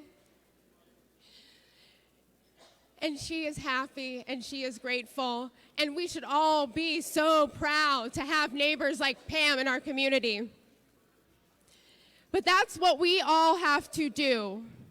We all have to dig deep and find our personal stories or stories of our neighbors and how they are going to be helped with this agenda. And we can't just talk in this echo chamber because we're super Dems. We're super Dems. We know we're going out and voting, but we got to talk to our second cousins that maybe we only see once a year. We got to talk to our weirdo neighbor who we're not quite sure where they are politically, but we need to convince them that there's so much on the line for our communities across Pennsylvania. So are you all ready to do that work? Are you all ready to dig deep, to find that story, to find that compassion, to call your neighbors, maybe call a few of your enemies too, and get them out to vote? Are you ready to do that? All right. Because when we do this work, when we fight, all right, thank you, Pennsylvania. All right, we're not done yet, Pennsylvania Democrats. So we're about to make history by electing the first woman and the first woman of color to the presidency of the United States. But that can only happen if Pennsylvania delivers, if we're able to do it. And I'm going to bring up somebody who knows a little bit about the challenges of fighting to organize Democrats, the challenges of breaking history in Pennsylvania as a woman of color. She did it as a state representative, and now she's done it as a congresswoman, the first African-American woman to ever be elected to the United States House of Representatives from the Commonwealth of Pennsylvania, my friend, Summer Lee.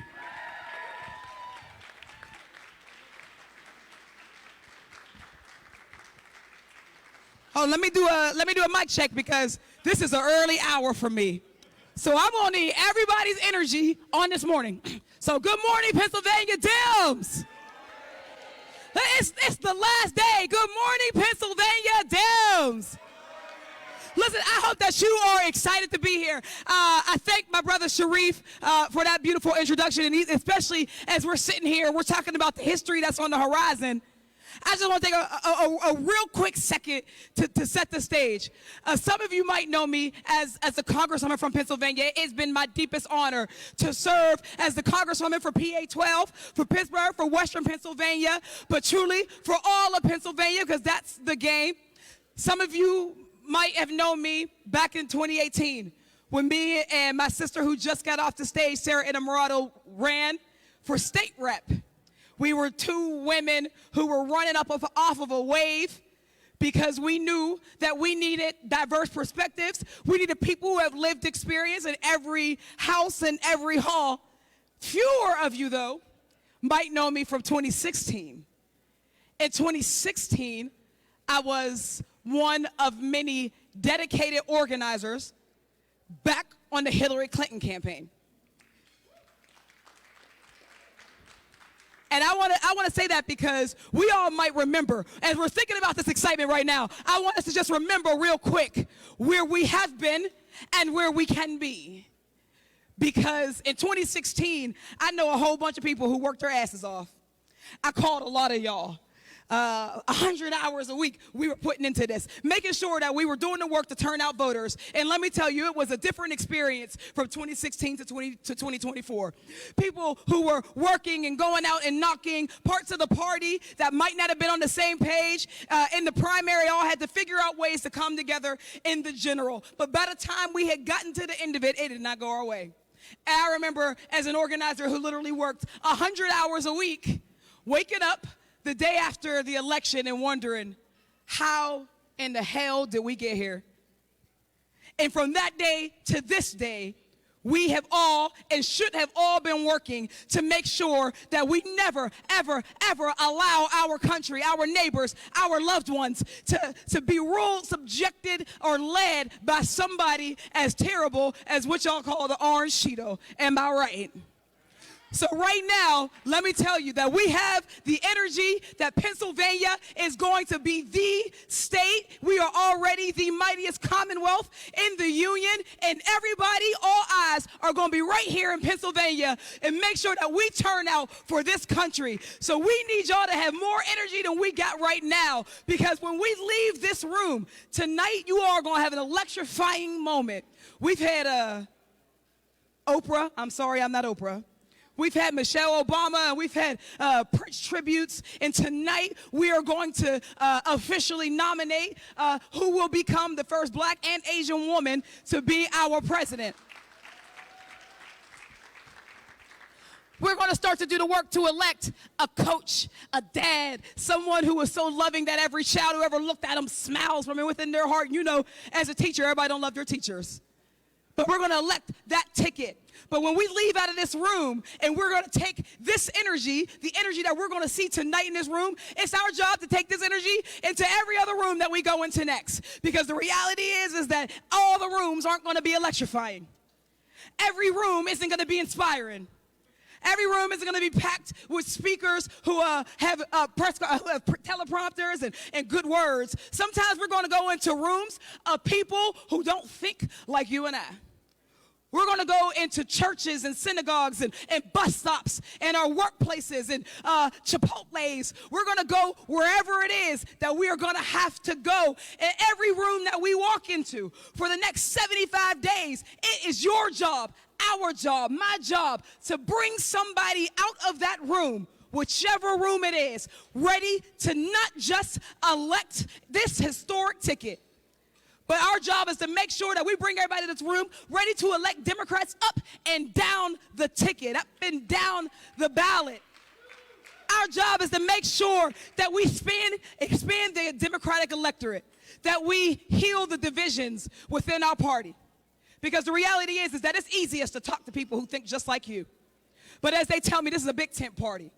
So that means that we have to go and make room and space for people and conversations that we weren't comfortable enough to have yesterday. That's what this convention is about. It's not just a party. We're here honing our tools so that we can go out and do the very hard work, not for Kamala Harris. We're not doing the hard work for Summer Lee or any of my colleagues who are here today. We're doing the hard work for the person in your life who is least of these. We're going to go out and do the hard work for the person in your life who's most marginalized, the person in your life who, when that big book that they keep bringing on the stage gets rolled out, their name is written in that book, and it's not written in that book for a good reason. Think about that person whose name is in that book. Over the hundreds and hundreds of pages of Project 2025, who do we see there that we need to make sure is not touched by the evils and the harms that they have lined up and ready for them? Because let me tell you something, Project 2025 ain't starting in 2025. Project 2025 has been in progress and in process for years and years. The Republicans, they have organized and they have schemed. They have lied and they've cheated. They've insurrected and they've stolen, and they will do more of it, because when someone shows you who they are, it is your job to believe them. So right now, nobody in this room has any illusions about what's at stake for us. Our reproductive freedom is at stake for us. Everybody in this room knows somebody whose name is written in that book right there. If you're somebody who believes in public education, last night you heard what they want to do. Somebody's name, somebody's child, your child, their name is written in that book who we need to protect. You care about climate justice, and you believe that in Pennsylvania we have a right to clean air and clean water. Somebody's name is written in that book, right? You know that Pennsylvania, like Pittsburgh, is a union state. And every one of our workers, our labor members' names are written in that book. So we're going to make sure that we spend the next 75, 76 days wise. We're going to spend it industrious. We're going to spend it courageously. We're going to spend it bold. We're going to spend it loud, because we can't let anybody get left behind. You're voting for your neighbor. You go out, you're going to vote for your babies. Vote for your cousins, yes. Vote even for that person in your life who annoys you and keeps voting for Trump. Because the reality is that one day they will see the light. Because the light is in the room. Because they can't stay in darkness if we keep shining around them. So I thank you all, Democrats, for being here, for contributing to this historic, electrifying moment. And I want you and I charge you all to leave out of here and think about everybody you know in your life, every 18-year-old and up, every senior and down, everybody who has of all abilities and levels, everybody from Democrat to independent to even some of your Republicans. I want you to think about who it is who needs to hear the message that you are going to take back with you. I want you to prepare your speeches. It might not be on the DNC main stage, but I want you to prepare your speeches for when you go back to your rooms. And I want you to get ready to deliver it like you're Barack Obama. I want you to get ready to deliver it like you're our Governor Josh Shapiro. I want you to deliver it like you're on the ballot and you are on the ticket, because you are. So let's go get it. Let's not waste a single moment, and let's make sure that we send the message, and not just for 2025, but beyond, that we are never, ever, ever going back to the agenda that they have for us, that our vision for the country is the better one, and that we believe in an expansive America that has room and space for each and every one of us. And if that's not worth fighting for, then I don't got anything left. Thank y'all. Let's give it up for Congresswoman Summer Lee. All right, listen. We're not done yet. We got 75 more days till Election Day, and we're not done today at this convention. We're going to hear from, there are a lot of ways to serve, folks. And our next speaker, yes, he served as also as a member of the United States House of Representatives, but it wasn't just his service as a congressman that makes it so important. He served in the United States Army, protecting all of our rights. He served, and his service, their service, allows us to do what we do. Much like Governor Walz, he served, and he understands how important service is, and he understands he served because he cares about the freedoms that we all were fighting to exercise. I'm going to bring up Congressman Patrick Murphy. I got to drink some more water. Sharif, thanks so much. Hey, good morning, everybody. So I'm Patrick Murphy from Bucks County, Pennsylvania. It is great to be here. When we had the convention in Philly, I couldn't be there. Why? Because I was running the Army in the Pentagon for Barack Obama at the time, the president, right? So you have to be apolitical in the Pentagon. But I just want to say, so many of you that are here that have fought for years and years and years to get where we are today, thank you from the bottom of my heart. I also want to thank John Kaner. Thank you for hosting the breakfast this week. Earlier this week, I wasn't invited to that one. I was invited to this one. I don't know, who's hosting today, but Kaner, thank you. And our brothers and sisters in labor, thank you for always being there for all of us. It is hard to follow Summer Lee. It is hard because we have the Fab Five, 4 incredibly talented women in the U.S. Congress from Pennsylvania. We are so proud we went from 1 to 5, and we got to make it even more. And I will tell you, the eyes of the world are on you in this room and our Commonwealth of Pennsylvania. All the marbles are on Pennsylvania. If Kamala Harris and Tim Walz, if we do not win Pennsylvania, we will not win this year. You might say, wow, I asked for a lesser burden now. Don't ask for a lesser burden. Ask for broader shoulders. When Coach Walz talked last night about inch by inch, yard by yard, door by door, phone call by phone call, $5 by $5. That is what it's going to take. And I know that because when you helped me get elected to Congress when I came back from Iraq, and I ran and won in Northeast Philadelphia and Bucks County, Montgomery County, and we only won by 0.6%, by 1,518 votes of the 250,000 cast. Guess who my roommate was? Tim Walz, because they're both freshmen. And let me tell you real quick about the character of Tim Walz. What you see is what you get. And the reason why we love him is the reason why they hate him. They hate him. I have to go back on Fox News because they keep saying stolen valor, they lied about his record. Ladies and gentlemen, we just got done the longest wars in American history. Thank God they're over. Thank God. But we've asked less than 1% of America to serve. Part of that 1% was Tim Walz, who was a high school teacher, who the Army said, can you deploy with a battalion? As a command sergeant major, he went overseas. They sent him to Italy. He left his wife, he left his kids, he left his job to go over there. He comes back home after 24 years. He retires, runs for Congress. They're trying to attack him. You know why? Because they hate him. Because he represents our values. So when you go to door and they say, oh, well, stolen valor, no. When they attack Kamala Harris, and say she doesn't like cops, she's weak, she's not done anything. She has been the most experienced candidate. She was more experienced than Barack Obama when he was president. No offense, I love Barack Obama. She was in the trenches as a DA in Alameda County. She was in the trenches as a DA in San Francisco. She was in the trenches as Attorney General and then as a U.S. Senator.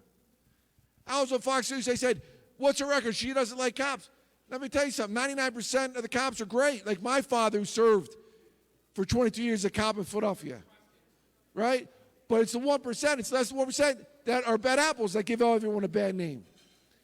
And she says, listen, we're going to believe in things like the rule of law, which Donald Trump doesn't like because he's a billionaire. He thinks that he's above it all. No, not in our country. So when we do what we need to do, when Michelle Obama says, do something, we know as experts in this room, political experts, what that means. One more call, one more door knock, one more packet. And it's not just about Kamala Harris and Tim Walz, who we love, who America now is getting to know and love too. It's about people like the next generation, like Malcolm Kenyatta. Okay? It is people like Erin. It's people like Matt Cartwright, who's going to have a hell of a race in northeastern Pennsylvania, Matt. We're with you. And Susan Wild. And people like Ashley Ehaz in Bucks County, right? We got to do our part to win this. It's not glamorous. We all know that, right? It's not glamorous when you wake up early in the morning and be like, man, I got to hear Patrick Murphy speak. I mean, you know. But I will tell you this. We are family. We are brothers and sisters. Sometimes we cut in fights and primaries. It's over. We know what we have to be focused and trained to do. Democracies across the world are not just looking at the United States of America, they are looking at Pennsylvania. How Pennsylvania goes is how the country goes, is how the world will go over the next 4 years. Do your duty. Do something. Get it done. God bless you. God bless America. And God bless the Democratic Party. Thank you. Pennsylvania Democrats, let's give a hand for Congressman Murphy. Thank you for your service. Look, we're not done yet. You know, Republicans have talked about addressing international issues. They've talked about reducing the trade imbalances. They've talked about that. Democrats, we've been getting it done. So our next speaker I'm going to bring up has advised a number of Democrats on this. She served as the counsel to the United States House, the Congressional House Ways and Means Committee. She is doing some great work now, and I'm going to bring you up Catherine Tai.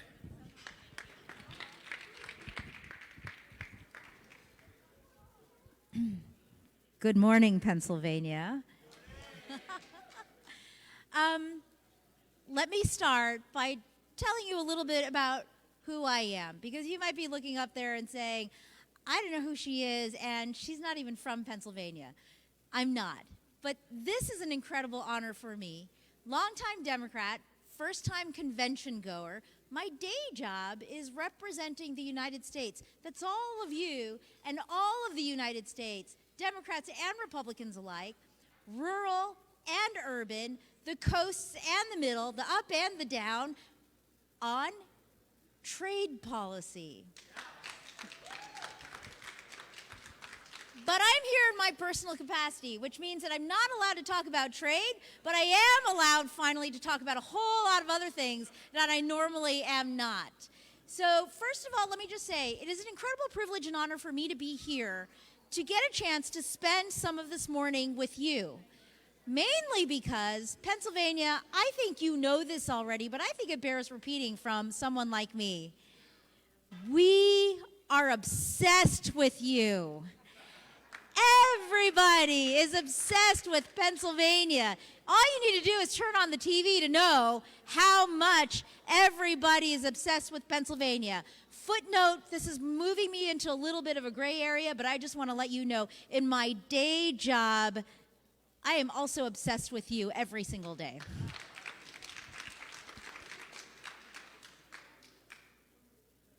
One of the things that I'm learning about convention is that you guys are the stars. You get the seats on the floor. I get occasionally to sit in a seat that is so far wraps around the top layer that I can read the teleprompter and I know when people go off script. But it is an incredible, incredible celebration of democracy. And it's an incredible celebration of the fact that elections matter and that you are what we are. You decide.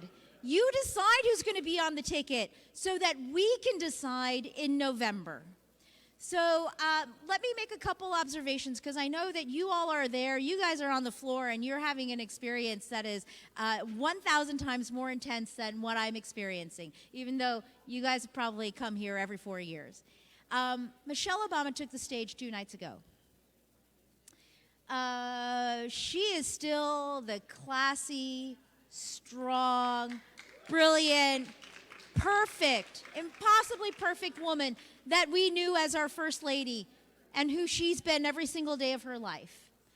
You remember in 2016 when she was on the stage, famously what she said was, when they go low, we go high. So I just want to note, she's still the classiest person I know. She is still taking the high road. But what was very clear to me 2 nights ago is that her gloves have come off.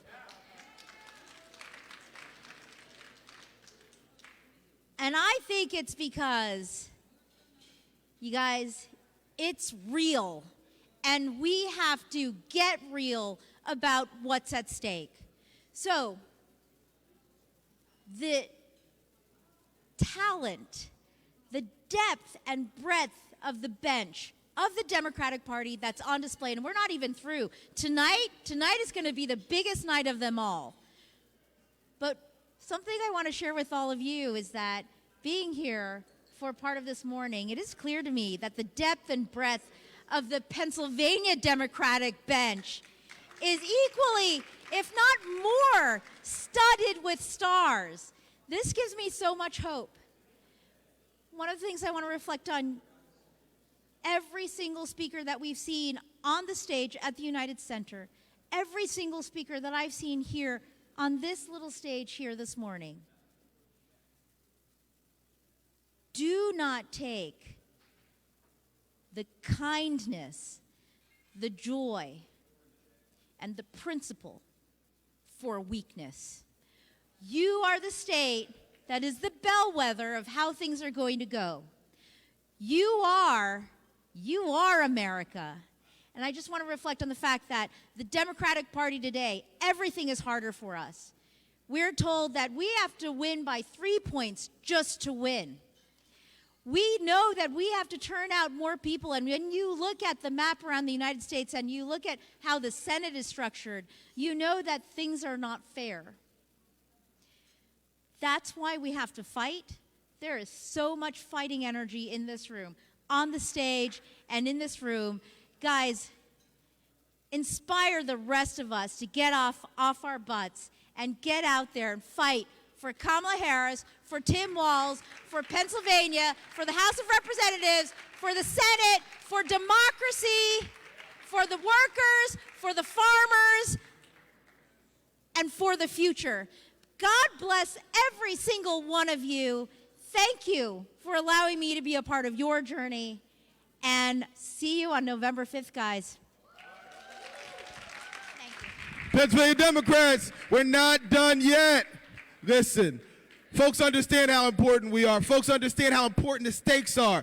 Now, we talked about Kamala Harris's record. We talked about all of the various services she's had. We talked about the qualifications.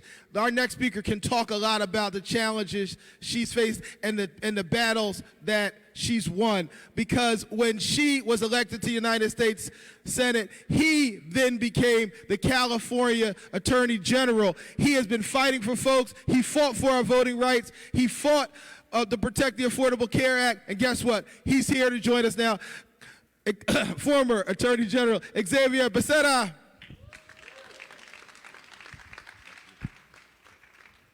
You know, it's kind of funny because for the last 4 years being a member of the president's cabinet, that's all I was talking about. But now, of course, here, politics, official, you got to separate that. I sort of feel like Voldemort, right? He who shall not be named. But what we can tell you is this. We know Kamala Harris. We know Tim Walz. I know them personally. I have worked directly with Kamala Harris for years because, as you heard, when she became the senator, I became the attorney general replacing her. When she became the vice president, I got to be a member of the cabinet as well. And together we have done any number of things. But what I will tell you is this, and you know this because you have a governor who is a former attorney general. When you are a prosecutor, when you are someone who has to collect facts, you have to know how to cross the finish line with speed because you got to get things done. And fortunately for the great Commonwealth of Pennsylvania, you got a great governor. Josh Shapiro has been a phenomenal leader.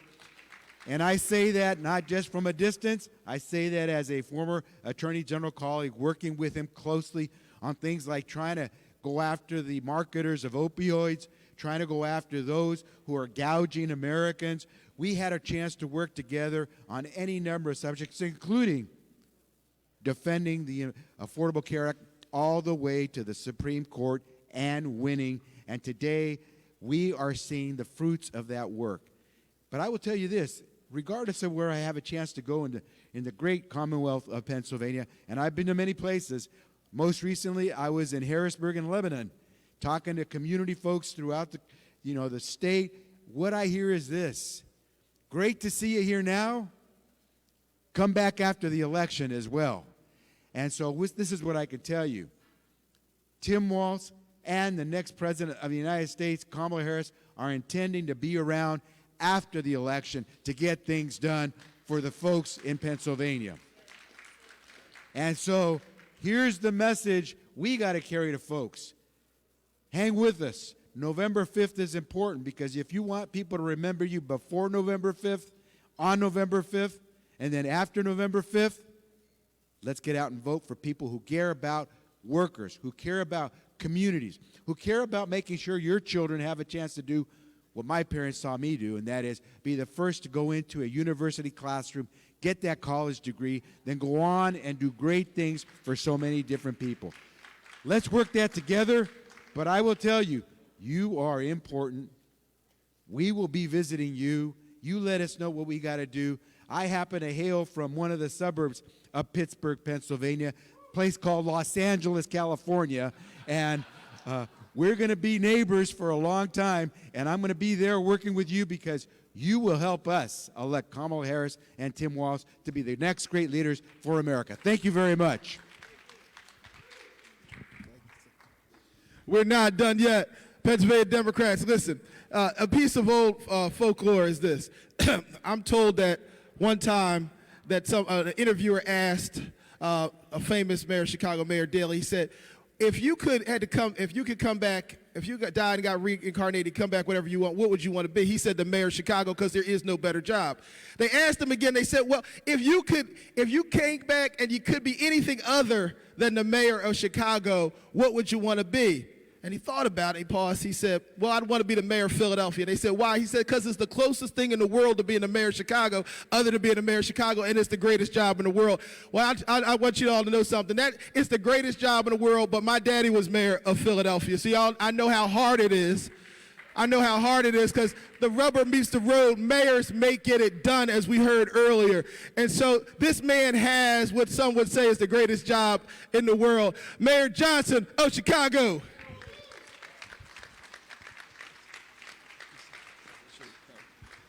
Wow, thank you all so much. What's up, Pennsylvania?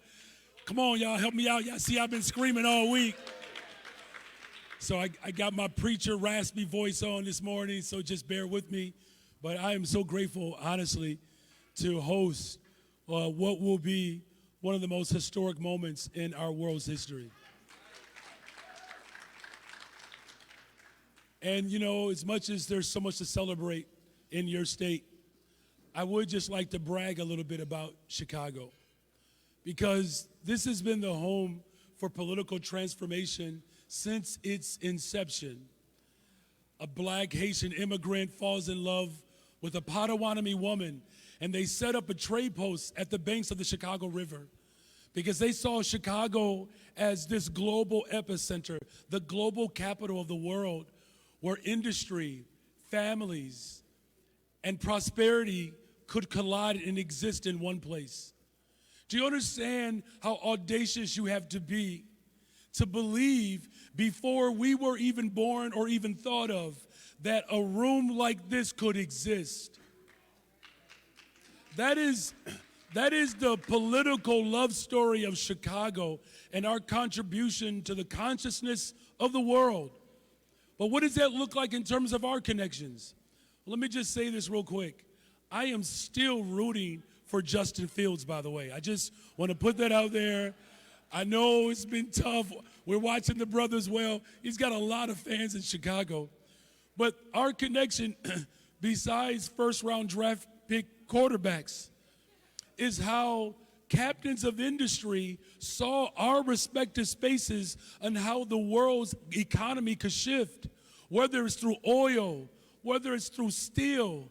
Carnegie Steel set up shop on the southeast side of Chicago that created skyscrapers and structures as we know it today. The working class car, the Model T, southeast side of Chicago, Henry Ford. J.P. Morgan invests in a dude named Tesla, where electricity as we know it has come to life. And that's why I'm proud that our connection as Illinois and Pennsylvania, just like our spaces, revolutionize industry where workers who hire workers can come together and believe in this love story that our country could be the model for the rest of the globe. We electrified society a generation ago, and we're going to electrify the world again when we make history yet again in Chicago by electing the first black woman of Asian descent and sending a social studies teacher to the most powerful positions in the world.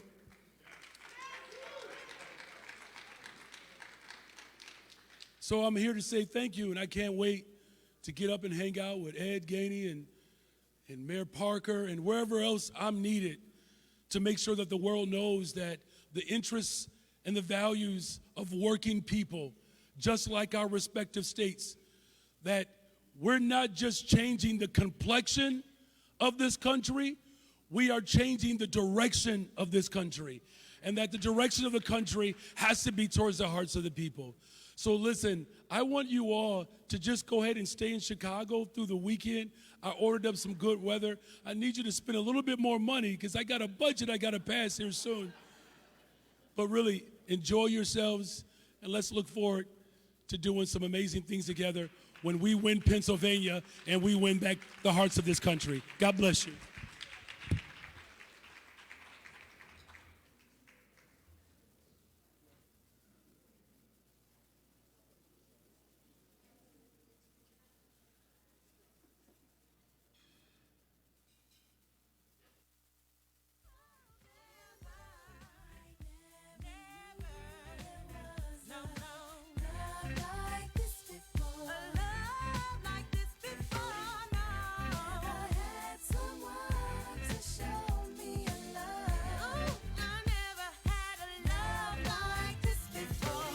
Democrats, we're not done yet. We're not quite done yet. Next, we're going to hear from the woman who is running this campaign. We have the campaign manager. Right? Okay, now we're not going to do that. Next, we're going to hear from, what are we going to do? I think next we're going to hear from my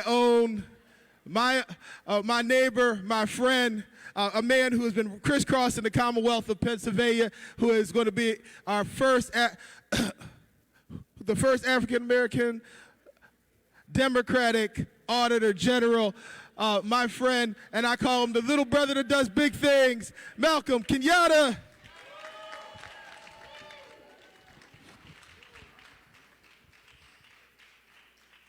So I'm going to be brief, but I want you to do just two things.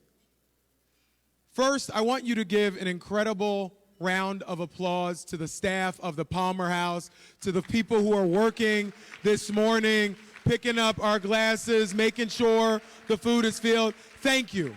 Thank you. Because this is who we are fighting for. This is what we are talking about. Every single person having a family-sustaining job. Every single job being treated with respect and having a paycheck that matches that. So thank you, and God bless you for everything that you are doing. Thank you. Second, I want you to give a round of applause to our incredible state chair and the state party and all the staff who've helped make this happen. Thank you. Thank you. This work does not fall out of a coconut tree. There are people who've been working for a long time to make this happen. And then finally, I just want you to do this, and please indulge me. I really want you to think about the person that you love best in the world. I want you to really think about that person who you love best in the world. I mean it. The person who you would run out of the convention hall and get on a plane immediately if you'd heard anything had happened to them.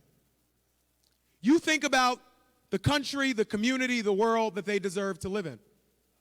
And then for the next 75 days, you fight in relationship with how much you think they deserve. If you think they deserve to go to the doctor when they get sick and fill the prescription when they leave the appointment, then fight like that for 75 days.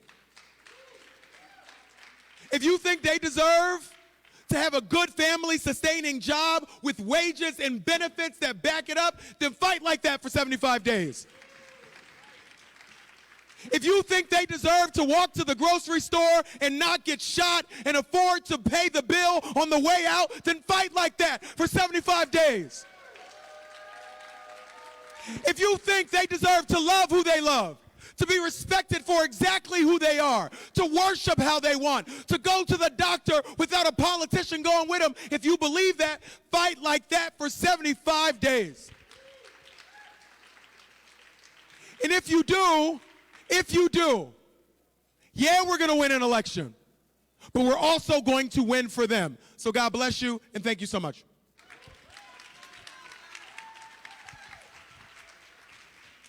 We're not done yet, Pennsylvania Democrats. We're getting close, though. Thank you so much. Thank you, Representative. We appreciate you. We thank you for your service. So next we're going to hear from, ready? All ready. All right, Mitch. We're going to hear from the national campaign, Julie Chavez Rodriguez. Come on up. She's the lady that's making it happen, and I want you to know she stopped to talk to Angie DiGiuliretto, our oldest and longest serving delegate. I know in the Commonwealth, and I believe in the country, because she said, I can wait a little bit more, because that is the joy, that is the humanity of the Harris campaign, the Harris-Walz campaign. That is the kind of folks they are, understanding the significance of this moment to Angie. That's what she was doing, to make sure that she touched her, because we have to all remember that no matter how big we get, we can never forget those folks who make it matter. So now we're going to hear from her. Julie Chavez Rodriguez, the campaign manager for the Harris-Walz campaign. Good morning, Pennsylvania. How we all feeling? Are folks as fired up as I am to see our next president take the stage tonight? Woo! It has been an incredible convention. I know you all just heard from the mayor here in Chicago. We are so grateful for just the real party unity that we are seeing across the board. And, you know, it's been an energetic week. Oprah reminded us last night that we all got to get out and do something this election. And so we know folks in Pennsylvania have already been up to it. We have an incredible team on the ground, and we know that Pennsylvania is core to our pathway to victory as we look at, you know, getting to 270, which, of course, is our North Star.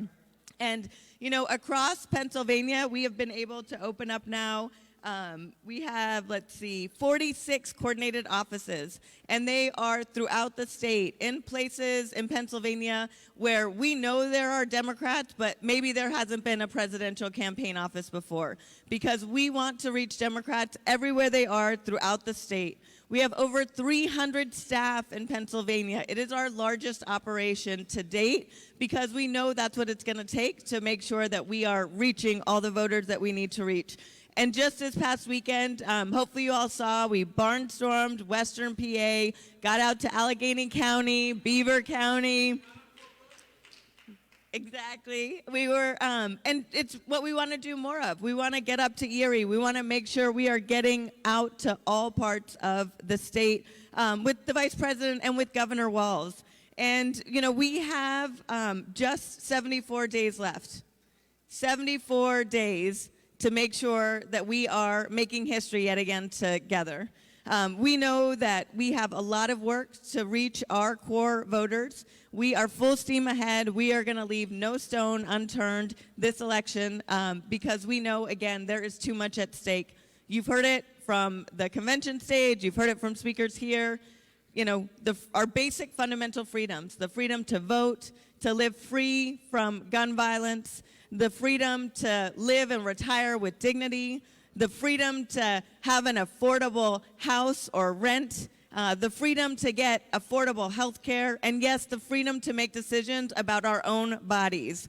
These freedoms are so critical and fundamental to what we're fighting for. So we are committed to rolling up our sleeves, to working with all of you to make sure we are getting every Democrat, Independent, Republican that we can get to vote for President, yes, I'm going to call it him, for President Kamala Harris and Vice President Tim Walz. And we know that we have an important coalition throughout the state. We have critical leaders, you know, starting with the governor, who has been tremendous, the senators, the state representatives, the mayors, the council members, and then, of course, the party leaders like you all. We know that that's what it's going to take, all of us working hand in glove, continuing to build out our coalition in order to win big this November. And people say, how are you so confident that we're going to win? Because we know how to do the hard work. We know how to energize. We know how to mobilize. And guess what? We know how to organize. Because I got organizing in my blood. I got a master class from my grandfather, Cesar Chavez, who ran the United Farm Workers. And that's the organization that we are building on the ground throughout the state of Pennsylvania and in all of our battleground states. We've raised record amount of resources to make sure we can invest in the organizers at the doors, on the phones, text banks, phone banks, all of it. Because we're focused on the fundamentals, y'all, and we know you all know how to win Pennsylvania. So we look forward to doing it together. And as the Vice President always says, when we fight, we win.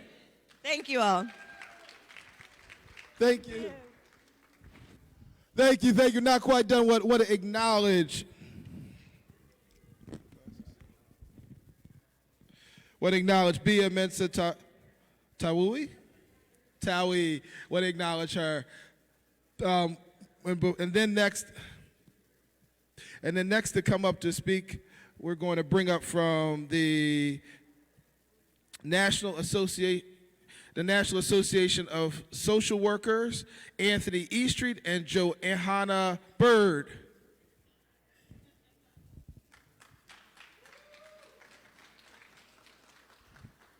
Good morning, everybody. Let's try that again. Good morning, everybody. My name is Dr. Anthony S. Street. I'm the Chief Executive Officer of the National Association of Social Workers. And everybody's probably wondering, what does social work have to do with this, right? Well, social work has to do with everything around this, right? So every issue that you're going to see on the ballot, social workers are uniquely equipped to handle. So one of the things I want to talk about is an issue that is cross-cutting that impacts everybody in this room, and that's mental health.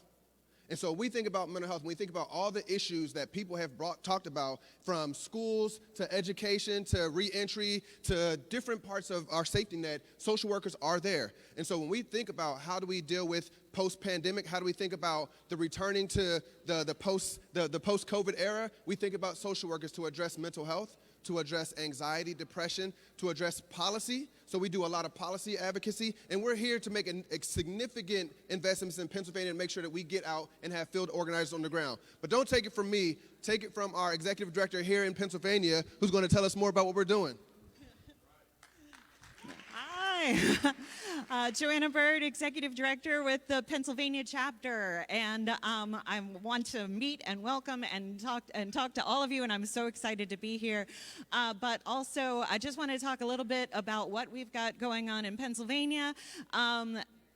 You know, it wasn't that long ago. You know, we have our 1-seat majority in the House of Representatives, and even with that, our House has managed to pass some of the things that NASW has been fighting for a long time, including the telehealth bill, increasing the minimum wage, the Fairness Act, and we just need to keep right on going to make sure that we can make some of those agenda items happen. We, NASW, National Association of Social Workers, we did hire 2 field organizers that will be working for the rest of the election cycle. They are raring to go. They're going to be working on our federally endorsed races, our state endorsed races, et cetera. But we just got to do everything we can to make sure that we protect our majority in the House, and maybe even hopefully even make some progress in the Pennsylvania Senate. Thank you so much for having us. And now we'll hear from Ms. Bia Mensa Tawi, and then we will hear from our closeout speaker, who is quite a speaker, so don't go anywhere, Ms. Erin McClellan, our candidate for treasurer. All right, come on, Bia Mensa Tawi.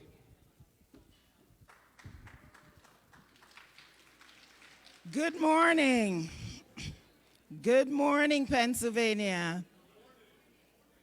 Thank you so much that I, a Chicago girl, I, an immigrant, have had the opportunity to spend this week with you. I've been more observant, and Pennsylvania is the one state that I love.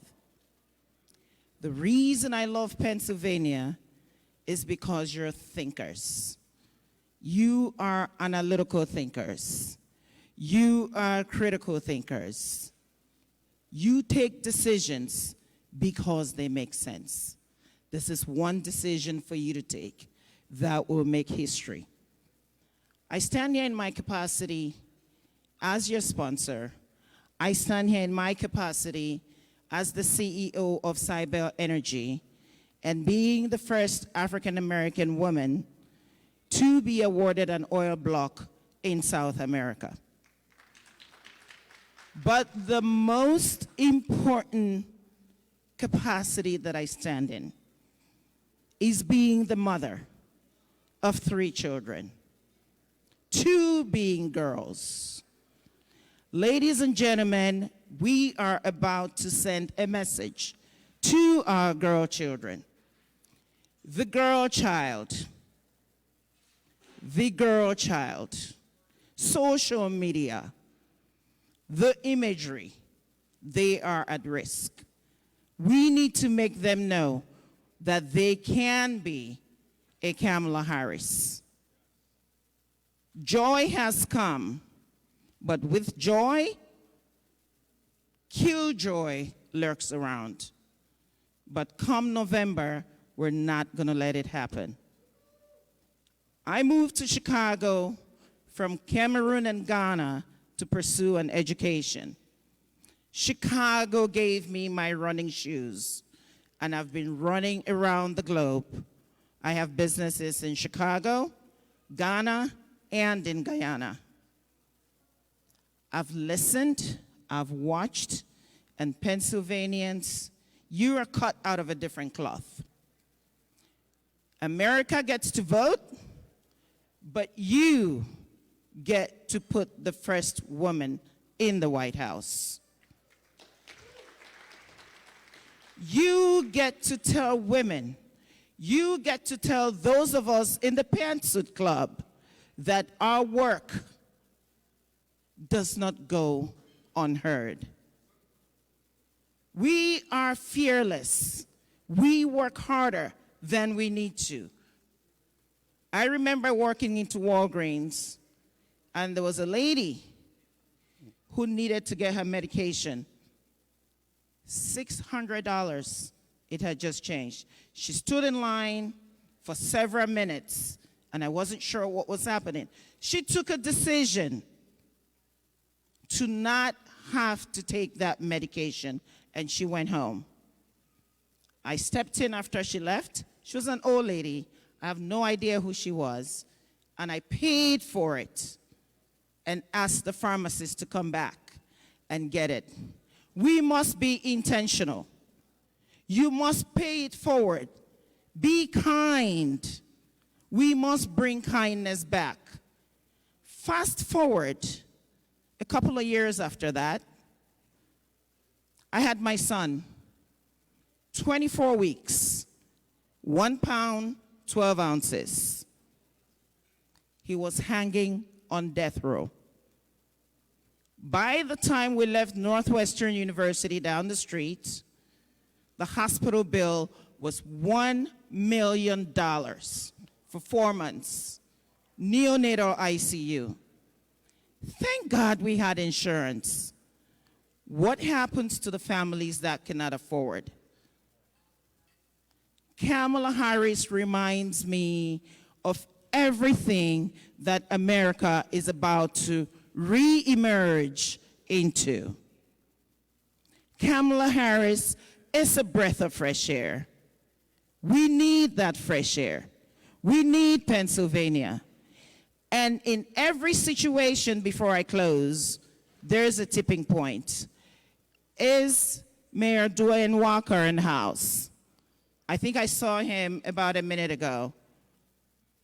I listened to Mayor Walker intentionally. He pulled at my heartstrings. And Pennsylvania, if you deliver and make history for Harris, I am committing to Mayor Walker that in my capacity as CEO, I will come into Alaquepa. I will help you set up a program for the girl child.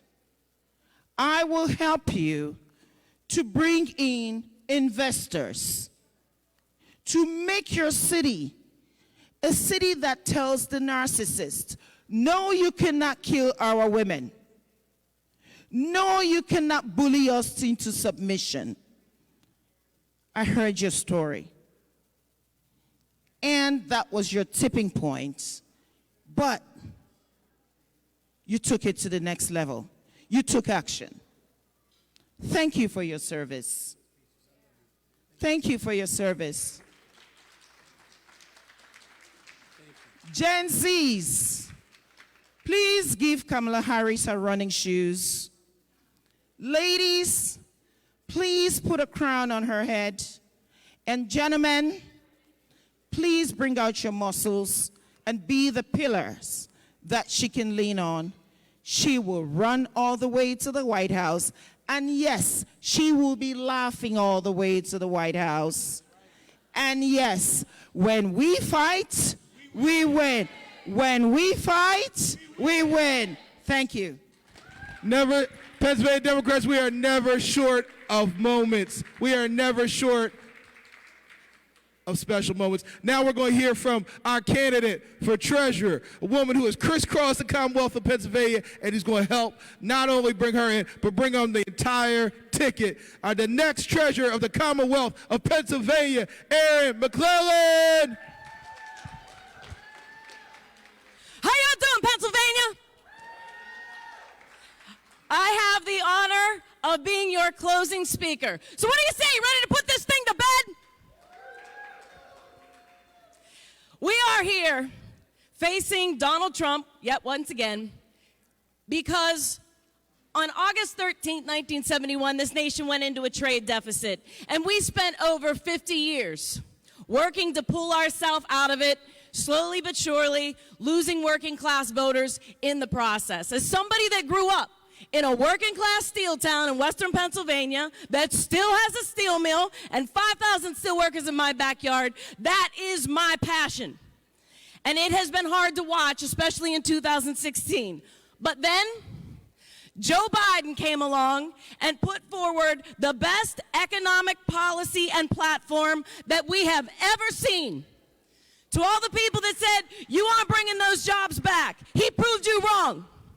For all the people that said the working class and the union isn't the way to go for the future, it's about services, we proved them wrong.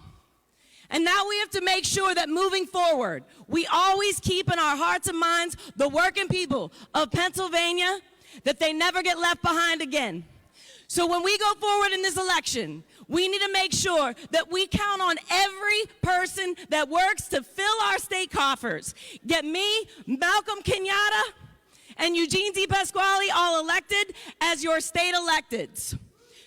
We need to make sure that we go from Erie to Montgomery, from Wayne to Greene, from Pittsburgh to Philadelphia, and every working class person in between.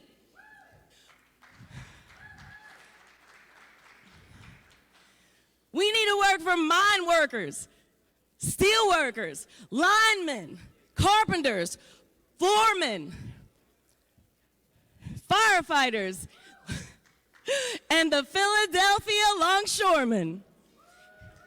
And at the end, we need to remind everybody that the politics of hate and anger and frustration aren't who we are. We are the party that followed a king to the mountaintop, looked out and saw a great society, asked not what your country can do for you, but what you can do for your country, said the dream lives on for anybody who wants it, says there's nothing wrong with America that can't be fixed with what is right with America, and ultimately change the face of a nation with the affirmation that yes, we can.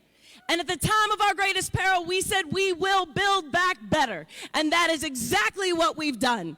Now we're going to go forward. We're going to close this thing up. And tonight, we're going to do our business for the working people of Pennsylvania and this entire country. We're going to nominate Kamala Harris as the next president of the United States, and Tim Walz as the pit bull who's going to make sure nobody messes with her.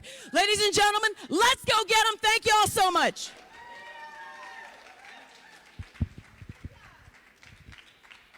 All right, Pennsylvania Democrats, look, this is going to wrap up our breaks. We want to thank all the volunteers. They're the folks who've been out here helping you get your credentials, that are helping set this room up. We want to thank all the hotel workers who helped put this together. We want to thank everybody who helped make this possible. Listen, this is concluding our last breakfast. Tonight, we will hear Kamala Harris acceptance speech for the presidency of the United States of America. But when we leave here, the work is not done. When we leave here, we got to knock on doors, tweet, text, talk to our neighbors. I don't care who they were. You got to bring out Lottie Dottie and everybody. But for this is the end of the breakfasts. God bless. Have a good day.